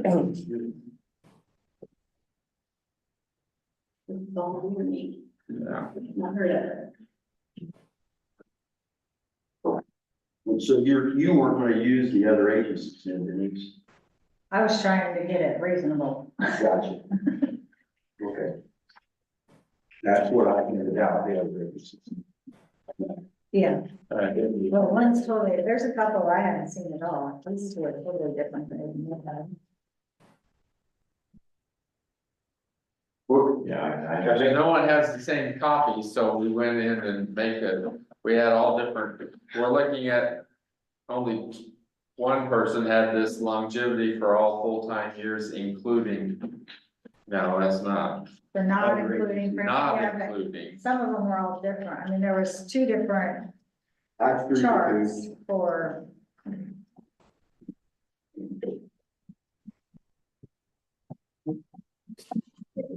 Number five.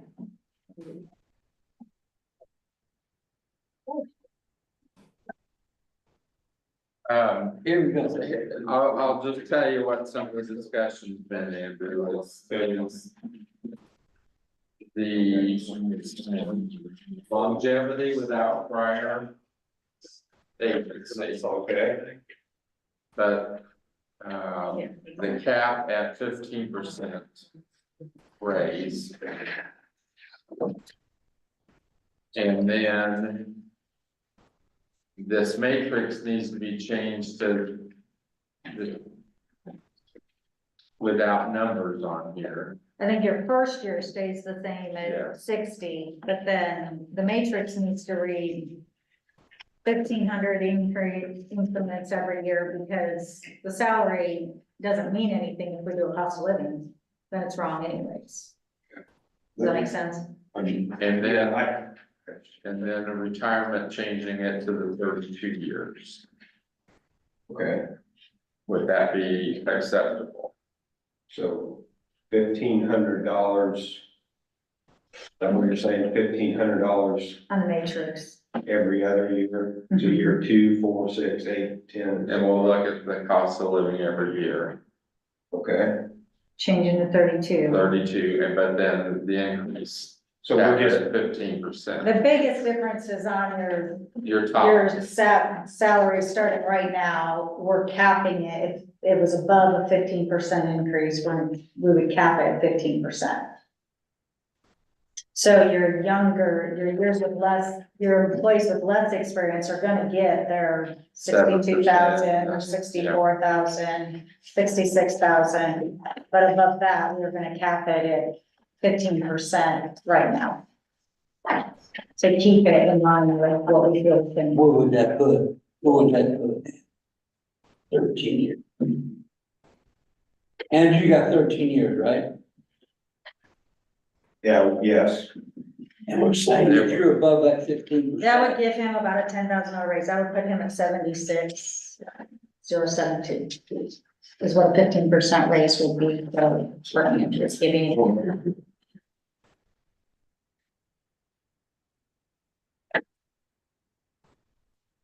What'd that give Kim? Same thing, 15%. 69,000. 69,000, so, Oh, geez. or no, 70,000, sorry. Puts him right at 70,000. Plus, some of these officers have individual pensions. Like that's another, what is it, another $1,000? $1,000 for construction, Yeah. construction, everything like that. Maximum of two.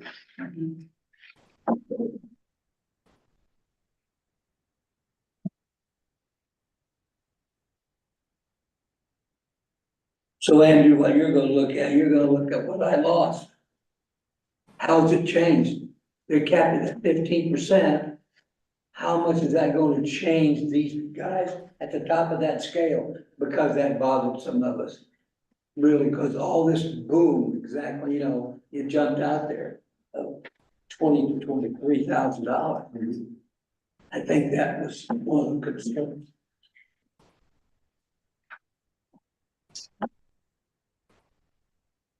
What were you going with on the 1,500 every other?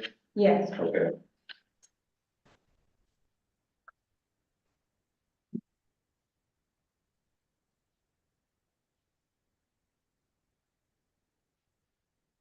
So you said 1,500 every other cost of living Mhm. Yeah, Longevity, yeah. for longevity. But what Well, if we capped it at 20 years on that 1,500? And then looked at cost of living. So going out to 25 years. everybody run that by me again. What if our cap went to 20 years instead of 25 years on the longevity scale? And then we looked at the cost of living.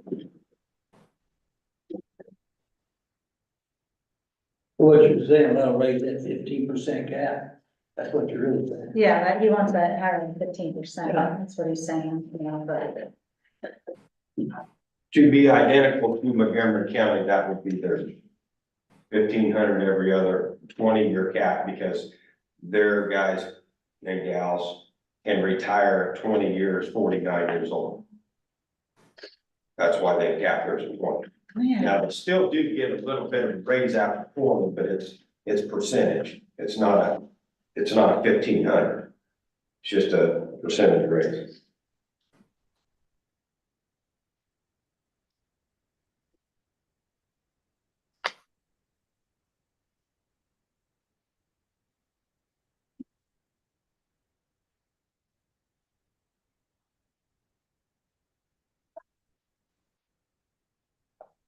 I just don't think that's gonna save us enough, then it's gonna, still, that first year or two, it's gonna be a killer.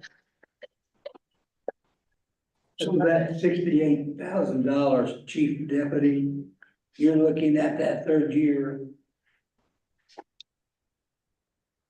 $1,500. And then the fifth year, I think we're looking at the matrix different than you Yeah, are. You yeah. want a salary to say, I'm gonna make this at year Yeah. 21. But we're saying, you're gonna make this now, and then you're gonna get $1,500 every 2 years.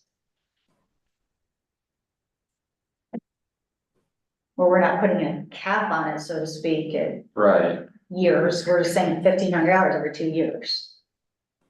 and we look at the cost of living. Right, right. Every year. so you're looking at the fifth, the seventh, so on, right down the line. Until you get, till he gets to what? What's the longevity on here? You said 20 years or 25 years? 15%, that's. Some of these raises are 21%, 42%. That's what concerns us. So we're saying. The front load, yeah. The front, load. Yes. We're saying that it's gonna be really hard to justify to residents and citizens in the county. So I think we need to get less experience up there to where they're competitive and don't wanna jump ship. But the higher end ones, still give them a nice raise, but not 40% and 25, 26%.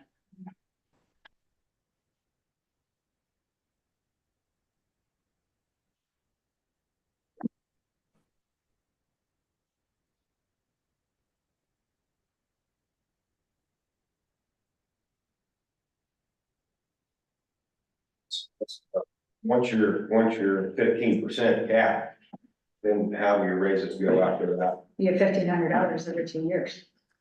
And It's just a cost of cap living every today. year. It's just a cap Yeah, to change your today. salary for right now. Instead of Kemp getting a 42% raise, Instead of him going to 87,000, he's gonna go to 70,000. 15%. And then he'll get $1,500 every 2 years as long as he So- stays. Yeah. Yourself, Kemp, Rainey, and Clausen would be capped at 50% today. A raise, and then every year, we're gonna look at everybody for cost of living, and you'll get 1,500 the second year, fourth year, sixth year. And still keep the 32-year. And then change the retirement from 26 years To to 32. 32 years. Yeah.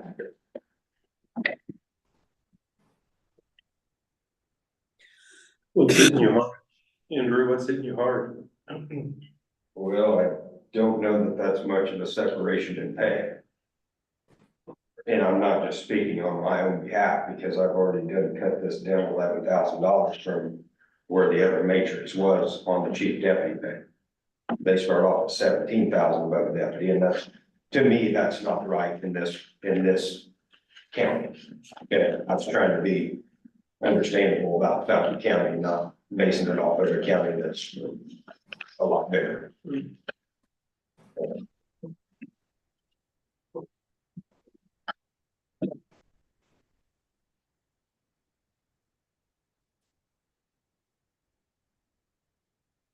Yeah, I mean, there's gonna be a deputy that's $3,500 less than Bob, and Bob's a sergeant, plus has 28 years on. It's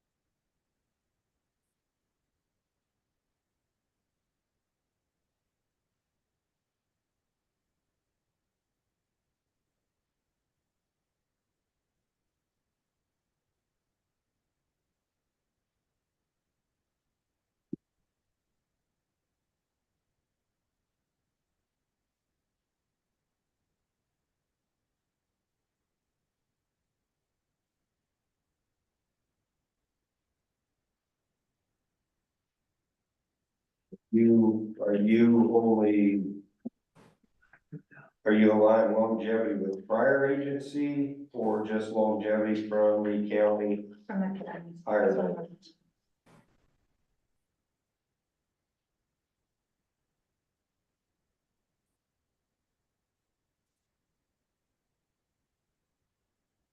Mhm. Correct.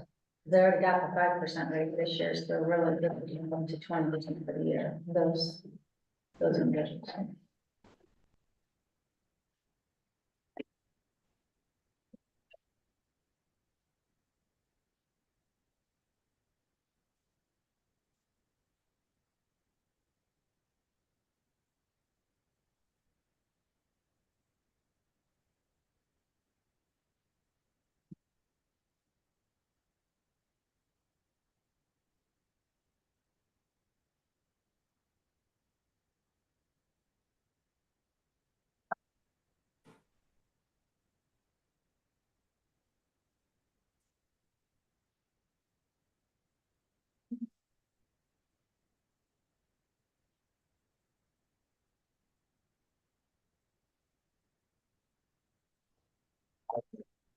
No matter how to cut it, we're gonna have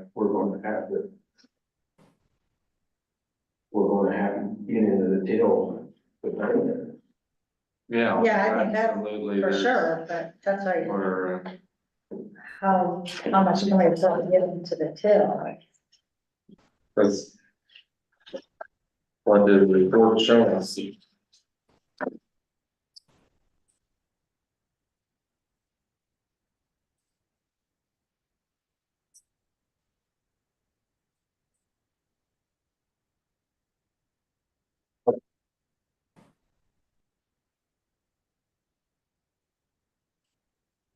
He shows us cutting into our county general $3 million this year, as it is.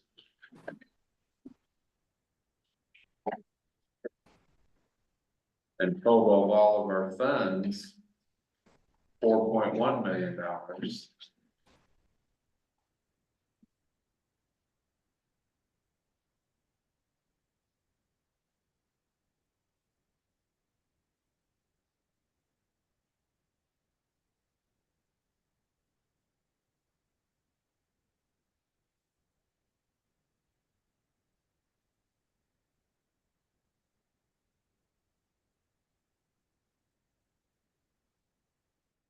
And guys, I know you guys are gonna make your decision based off of what knowledge you have with the budgets and all that, and I want to be reasonable about things, but I also think that longevity should fall into place for each and every individual on our sheriff's office, including the 28-year guy that I know it looks like an astronomical amount. However, he's given 28 years of service to this county. By taking the.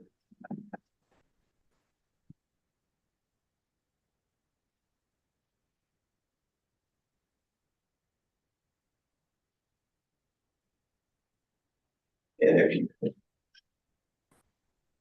look on the other aspect of things, we've taken his $2,000 longevity away from him to give him $1,500 every other year.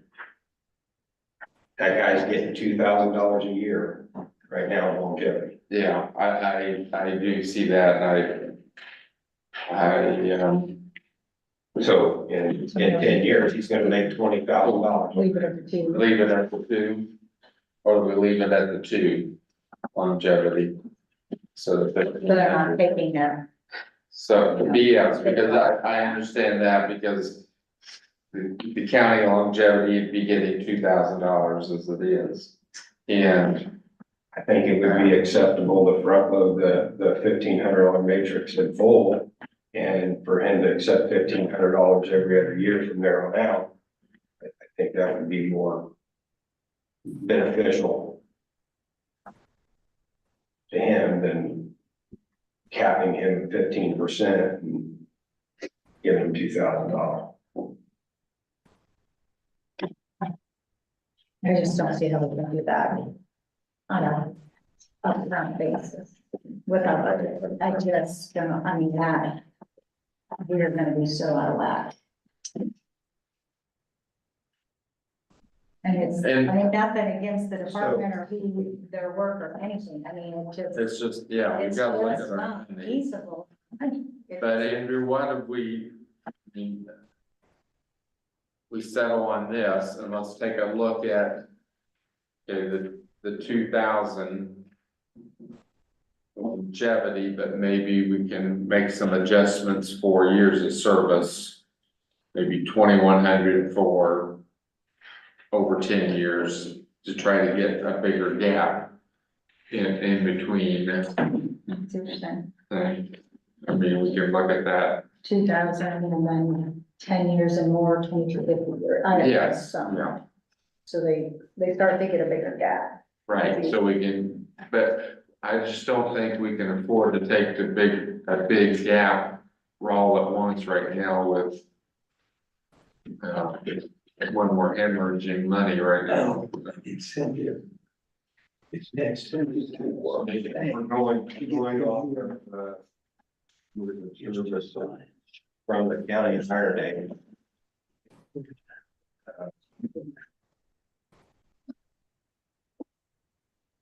We're going with this, I don't know, I didn't have one of these, it said longevity without prior agency. And it was anywhere from 7% to 42. We leave it the percentage you have, except that it's 15% is the maximum. We changed the retirement to 32 years.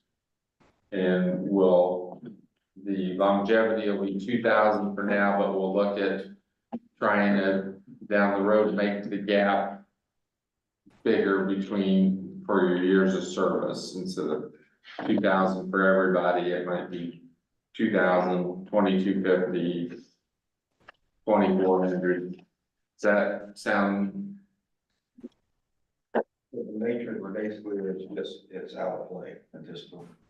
Like, No, no, it's out of play when you say at 12 years, this person's making X amount of dollars. right, okay, Right, 12 six- years, they're gonna get 12,000, or no, sorry, 2,000, but if they have, like Kent might get 2250 to every 2 years instead of 2,000. That's what we're. so then it's not gonna be a straight longevity pay every other year. It isn't until we can get the gap where you would be comfortable with between the employees. Then maybe we could change it to 2,000. And we just can't get hit with $250,000 more. So we're trying to make everybody happy. I understand that too.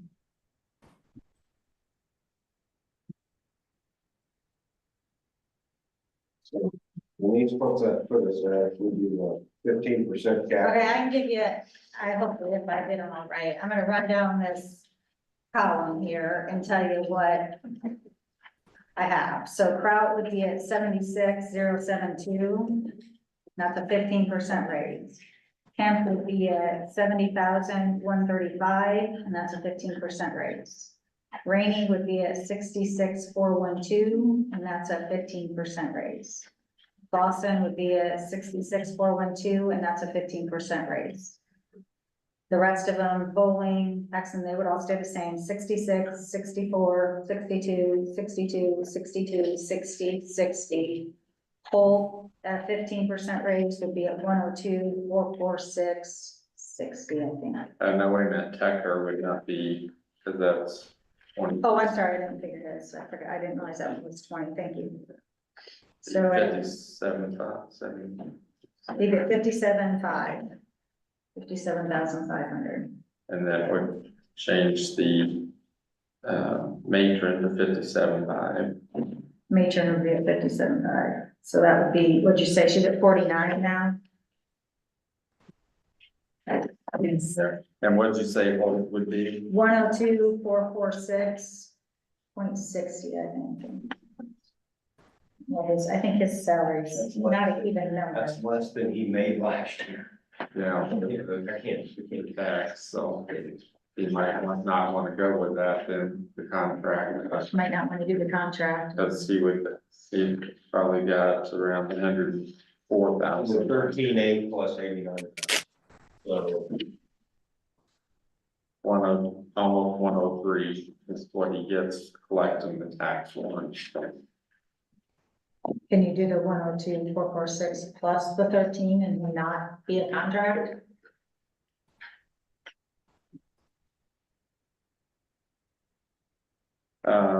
No, I don't think we can because the 89,084 is set by the state. that's minimum. Oh, okay, so we could. You can give We him a can raise. give him a raise, Yeah. to okay, the 15%, and then he can keep the tax. Can we give an elected official a raise in the middle of Oh. the year? No, we can't. I'm supposed to. That's right, we can't.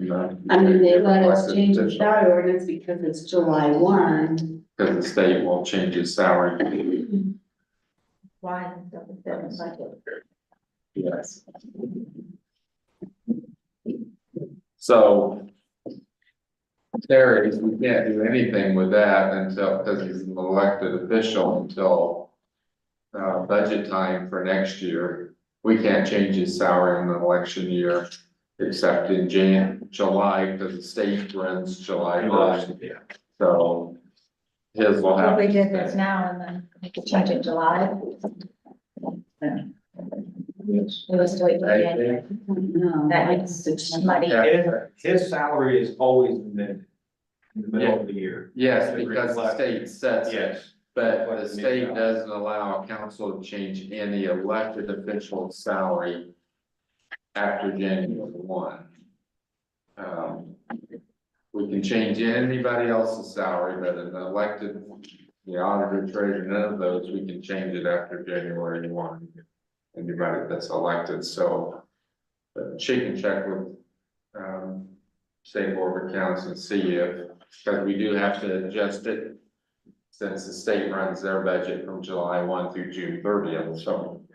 Which they'll change that 89, whatever the cost of living is, but whether we can adjust it more than that or not. Could, She can find it.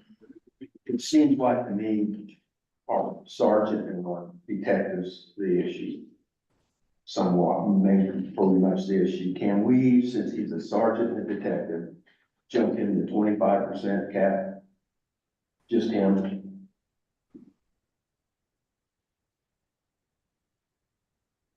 Those are the ones that are killing. Those are the ones that are killing us for this first I'm year. just saying. I know, that's where we're trying to save. Yeah. I mean, it's killing the budget. We also have to look at what you front load, you were in front load this only today. He's not going to get another longevity raise. The only thing he would be eligible for is a cost of living raise every other year if that was given. Why is he not gonna get Why? longevity? Because on my matrix, I've capped it at 25 years. Well, that's what we're saying, we don't want it, we don't see why that's capped. Yeah, it doesn't. We don't wanna cap that. We're saying $1,500 or $2,000 every 2 years. So if they stay for 32 years of service, then they still get the $2,000 raise every 2 years.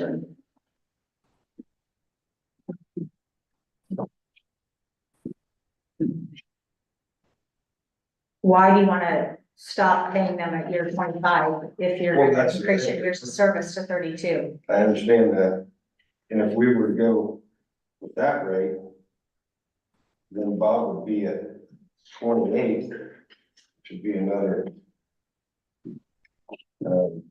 $3,000.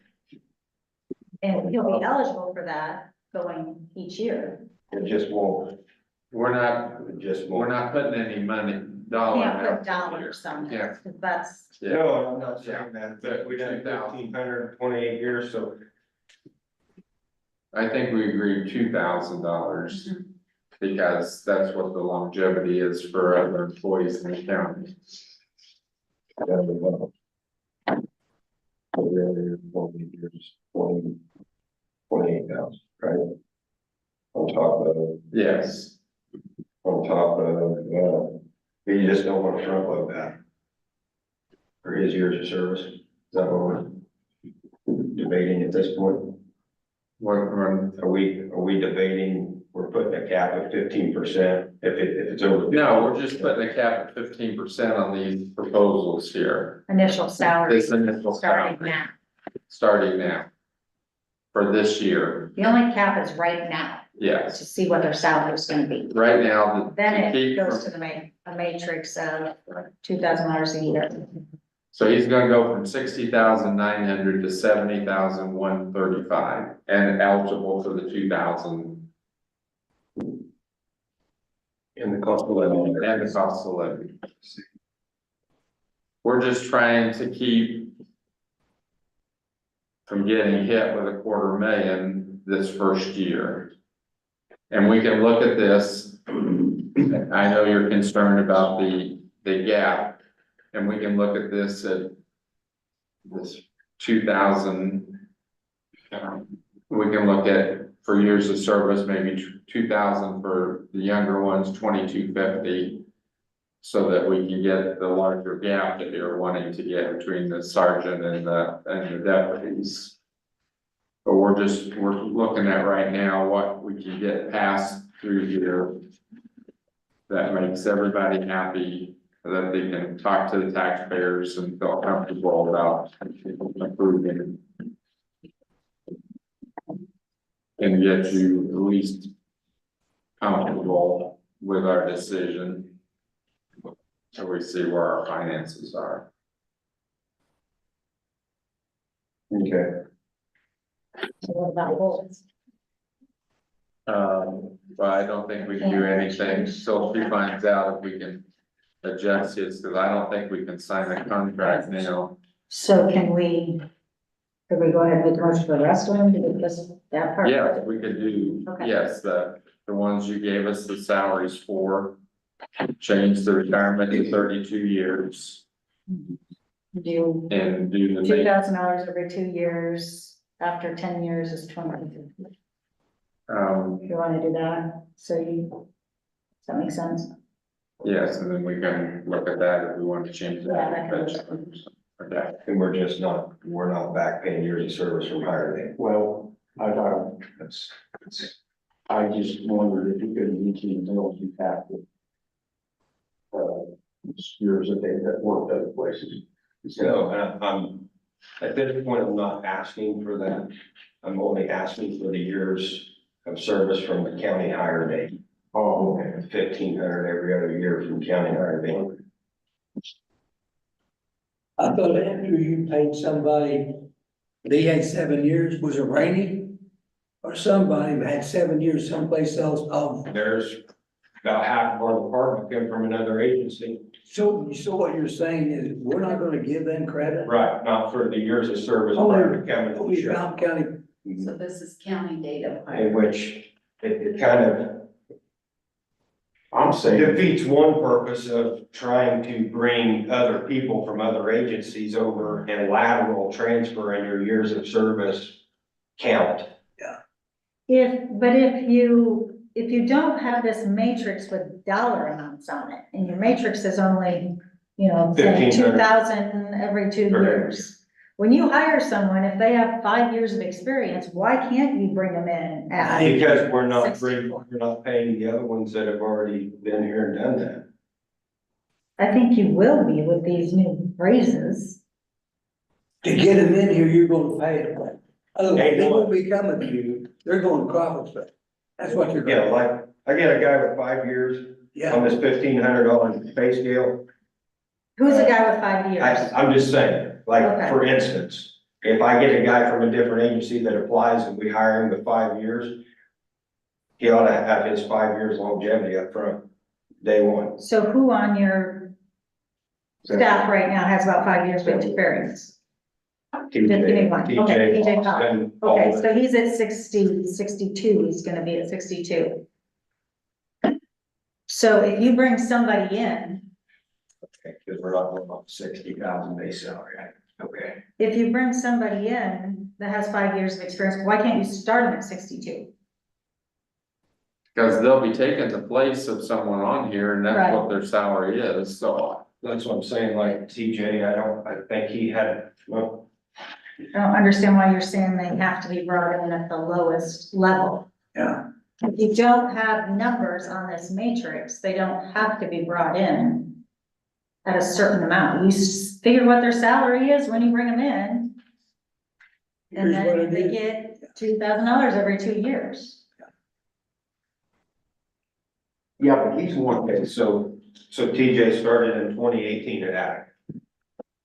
So he should have that you wanna pay him 5 years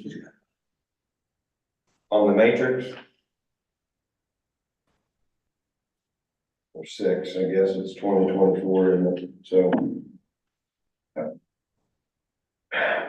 It's throwing me off because we're on 57,750 base.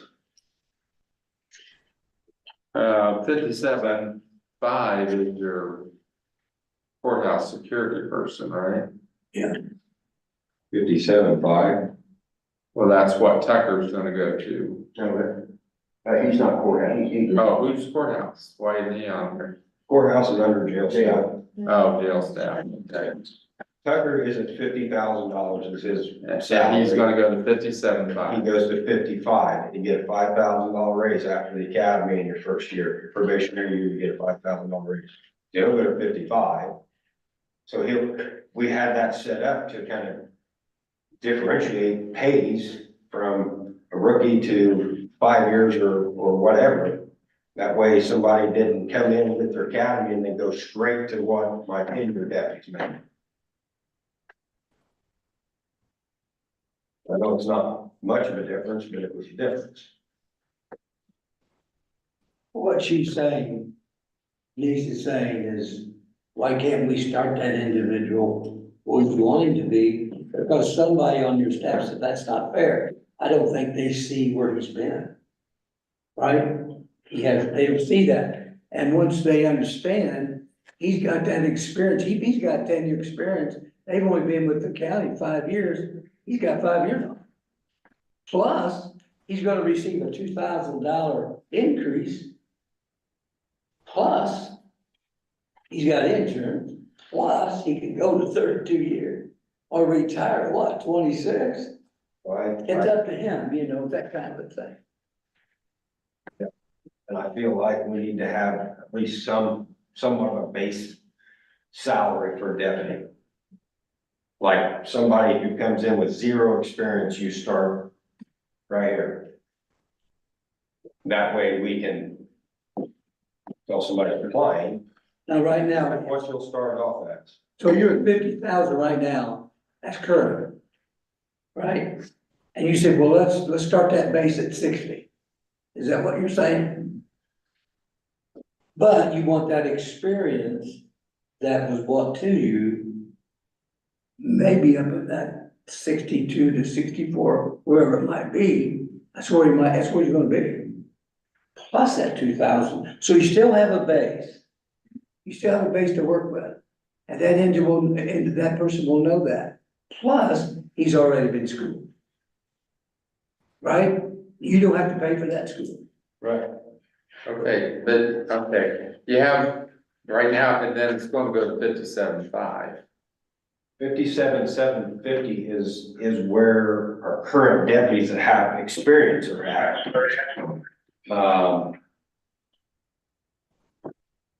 What's All Tucker in down here line. is 50,000. He's got to go to training, right, Tucker? Tucker is in the academy. He'll be out there. Well, what I think, what we're saying is, okay, say Powell leaves and his salary's at 62,000. You can bring in a new deputy and say, you don't have to pay him at that 62,000. You can say, you're gonna start at 50,000, you get through the academy, or if it's somebody that's, right, or if it's somebody that's got 5 years experience, then you can say, you can bring him in at 62,000. The base is where I'm wanting to compete too. That's what we're saying, we're giving you the ability to do that. Yes. But, so people coming in at different agencies are making 60,000, just 0 experience coming in. That's why I went to 60,000 to try to fix our issue of we're underpaid compared to other departments. Okay, so as Tucker had his, He's not having. Academy, experience or he's happy. he's at the academy, but when he gets through the academy, he's gonna get a 5% raise. He will get a $5,000, 10% raise. So he'll go to January 1 of 25, he'll get $5,000. So he'll go to 55. Yeah. Okay, so then I think once he gets out of the academy, then he should probably go to the 60, I agree. like instead of the 57.5, he'll go to 60 once he's out of the academy. That'll be your bottom line. Once they've got the academy. Once they've got the academy, we'll change that to 60,000. Then what we're saying is, even if Bowling left at 66,000, you hire a new deputy in, you can pay them anywhere between 60 and 66,000, depending on their years of experience. That's at your discretion. Now, on Tucker, he still has a year's probation. So what is the year's probation on him and then? Well, that'll be January 1 of 2025. Actually, nothing with that, is what I already made. But I think across the board, that's new. Well, let me bring you up to date. What we're trying to get a compromise that everybody's agreeable with. And what we're okay with the 9, 13, 7, 14% increases. Okay. But we think the top ones are heavy and are gonna hit us hard right now in our financial situation. And we wanna set that a maximum of 15% on the ones that were 42%, 21, 17.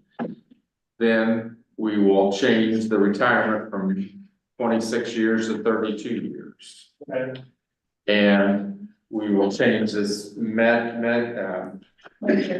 this dollar amount off matrix and make it $2,000 for the longevity. And we'll look every year at the cost of living. That's what I think we can get compromise between everybody here.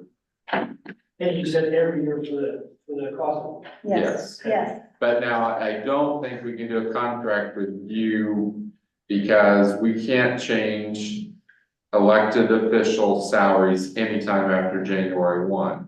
The only thing yours, we can change July 1 because the state Right. sets it. So Yeah. she's gonna have to check with state board of accounts to see if we could do a contract, but we may not be able to do that until next year. Do that at And then, I understand. the August, so, but with the other employees, that's what we were. With a maximum of 15%, change the retirement 32 years. Look at cost of living every year and the 2,000 jeopardy. That's what I think we've got to compromise to get past today, if that would be agreeable. And Andrew's concerned about bringing in somebody new, but we're okay with whatever that salary is. You can set your salary between the, Because the matrix has no dollar amounts on it, that at 3 years, you make X amount of dollars. Whatever you bring them in at is what you bring them in at. And then every 2 years, they get to 2,000. 2,000. So where you start them is up to you based on budget and what you can and afford. their. So our minimum salary will be $60,000. That what we're, Is that what you want with Tucker? I mean, that means, how are we gonna do that with him getting? Right, cause we might have to set it at whatever you're saying, 57.5. Till his year's up and then you go to 60. You tell us on what, You tell us on that minimum, I guess. You want it. so 57.5 and then goes. Is to the 60. $5,000 after a year's probation, where does that come in? Why? I mean, who sets up 5,000? well, we kind of agreed to set that as far as the raise because So can you talk to him and say, hey, if we give you 7,500 right now, you're gonna get 25 additional year, because you know, he's getting a lot more upfront. He's getting more than $5,000. when's that going to take? Well, if we So did if this we do 7,500 right now, it's up to you. January Yeah, 1, it'll that's, go to 60. yeah, that's when your new budget starts, and that's what you put in for your budget next year. Instead of them getting this $5,000 a year, you're saying, hey, instead, you're gonna get 7,500 now. Right. So you're not going back on your word, you're giving it to them, swearing in more. Right. So, I don't know how there's the issue there.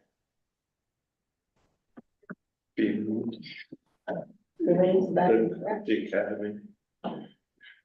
Well, I think if we put, when they go to the academy, they get the different paths, then. Oh, he's Okay. he's doing it. I don't think that's much of an issue. Yeah, I don't think that's an issue. Yeah, okay. Well, motion, We could make that $1. Still stuck. I'm still stuck I on. mean, we. We can, yeah, we can change that. Yeah. He's gonna make $10,000 more than rookie. He's a sergeant and a detective. We put the sergeant into the detective well, position. right now, he's making $3,000 more than that. But So, we're talking longevity. I know, but. With our budget, there's only so much we can do, that's the problem, I mean, so, yeah, now if he's making $3,000 more, at least he's gonna be making more, you know. He's getting a lot bigger raise than the others.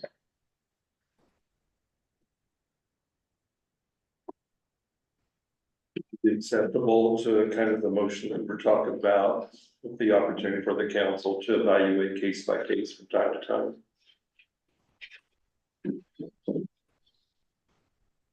No, you want it all right now. It's like this. You all know the numbers of the budgets and that, and I know a little bit. I don't know all that you guys know, so I didn't have the meeting with Baker Tilly. You did, so if we do something like this, can we maybe revisit the guy that has been here the longest out of all of us and try to benefit him in the future? I think we We could could- revisit it in yeah, budget time we next could- year, yeah, That's right. that's the benefit of not having numbers on this matrix. It can't. If it comes back to hearing, If we- there were numbers on this matrix, then we can't, I mean, that's what I said, yeah. Because we don't have This to is do weekend. across the board raises, and we have. One year, at least I know, we did different raises for different departments, so and we do this now, then we possibly meet the standards of that in come August. budget hearing for January. Try to give him Yeah. more raise at budget Yeah. time, give him more of a spread. Shows your And housing. We're not guaranteeing that, we'll see where we're at, but Right. you're better off as far as the matrix, if you don't put those numbers on it. Yeah, right? Well, Yeah. it's 1,500 every year. Two, we'll do the two, I think we're all right with the two. Yeah. Once we've set that $2,000 matrix without dollar amounts, and we know what each one of you make, then you can see a sheet, what you're gonna be, what you're gonna be. You can see that. Is that what you kind of holding back a little bit? Or you just got the top person here is not getting what you Yeah, think he deserves? right. I That's think the other It's, way, it's, it's You're- not fair across the board, if that's what you're talking about, Tom. It's really not, because we take a guy and we have somebody that's been here 28 years and we cut his longevity pay down to, I don't even know, 12, 15 years, something like that, and that's all we're giving him longevity for right up front. And we hire a guy that has 6 or 7 years from a different department, we hire him in, and we give him those years today. I don't think it's fair to the company, man. That spent 28 years. but the And flip I side of agree that is, that- a normal employees at a company or anywhere, you're looking at it like, you're paid X amount of dollars, because you've got 10 years, and you're paid the same amount because you've got 10 years. These companies will say, hey, but you're far exceeding expectations every single year, he does enough to get by. But you're paid the exact same amount, 'cause you've got 10 years. So how fair is that? You know, that's every company, right? I mean, Yeah, and well, look at. the only forecast. basing it on years of service, Yeah. someone else can come to you and say, that's not fair. Because I put, I also have a list more, of so cases, there's both ways to look at it. since Bob's been detective in January, I have a list of cases that he has taken over and closed. Right, and that's why we give you another deputy. So that I we mean, get, yeah, and you gotta look, highway department, you've got an employee there 25 years and a new employee comes in. First day, he's making the same amount as that 25. Her deputy, she has deputies that been here 20 years and somebody comes in new, they're making the same amount of money, so we are trying to. We understand your I'm department. just that- battling for the sheriff's office, not every other. I know, but. and that's where But we then we're gonna have, have every other office now come in battling us too, So we're trying to get a compromise so that. There, yes, I would like to revisit this in budget hearings. Yep, and see we if can do that. Come up with a different. Okay, so we. I will make the motion. Okay. I'll second it. She wants to go, so I'll make a motion that we increase their salaries as we listed, after I need to list them in the motion. I guess I'd like Yes, those to be okay. double Okay, you checked, got it. that my 15% is correct, because I just did it quickly, but the salary that's presented with a cap of 15%. With an agreement to give them $2,000. 15% cap. Yes, no. Yes. There, Okay, With an agreement to give them $2,000 every 2 years. And look at cost of living every year. Increase the retirement. 2 years, every 2,000, every 2 years, and that is your longevity. Yes. And look at cost of living each year. Retirement. Increase the retirement to 32 years of service. And we haven't changed the matrix. The matron would, yeah, go up to the 57.5, where Tucker is.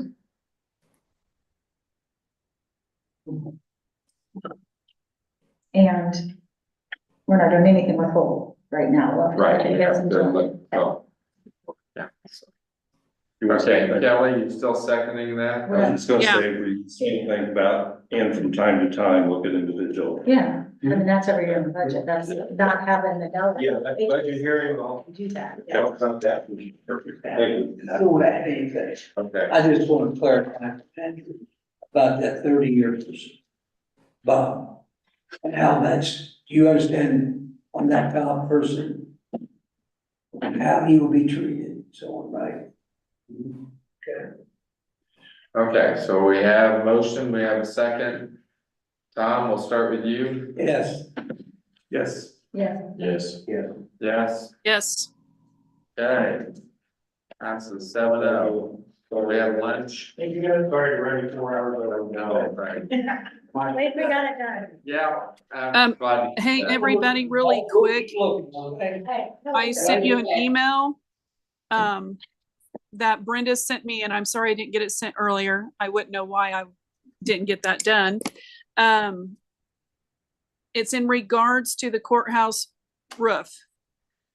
Mike, I don't know if that's why you're here today, but I just want to make sure that they were aware of that. I am here today.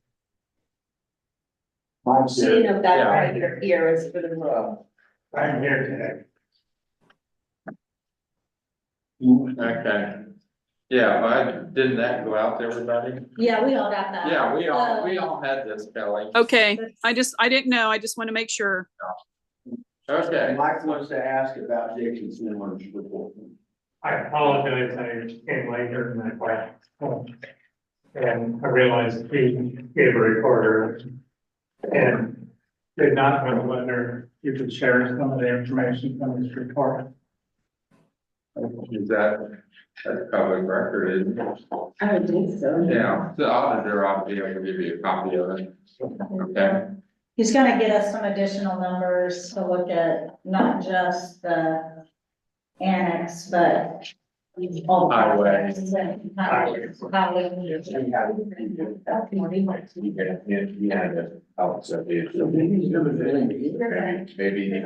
well, I think she wanted you to compare what these people are to be justifying rates for 911 and, yeah, I think that.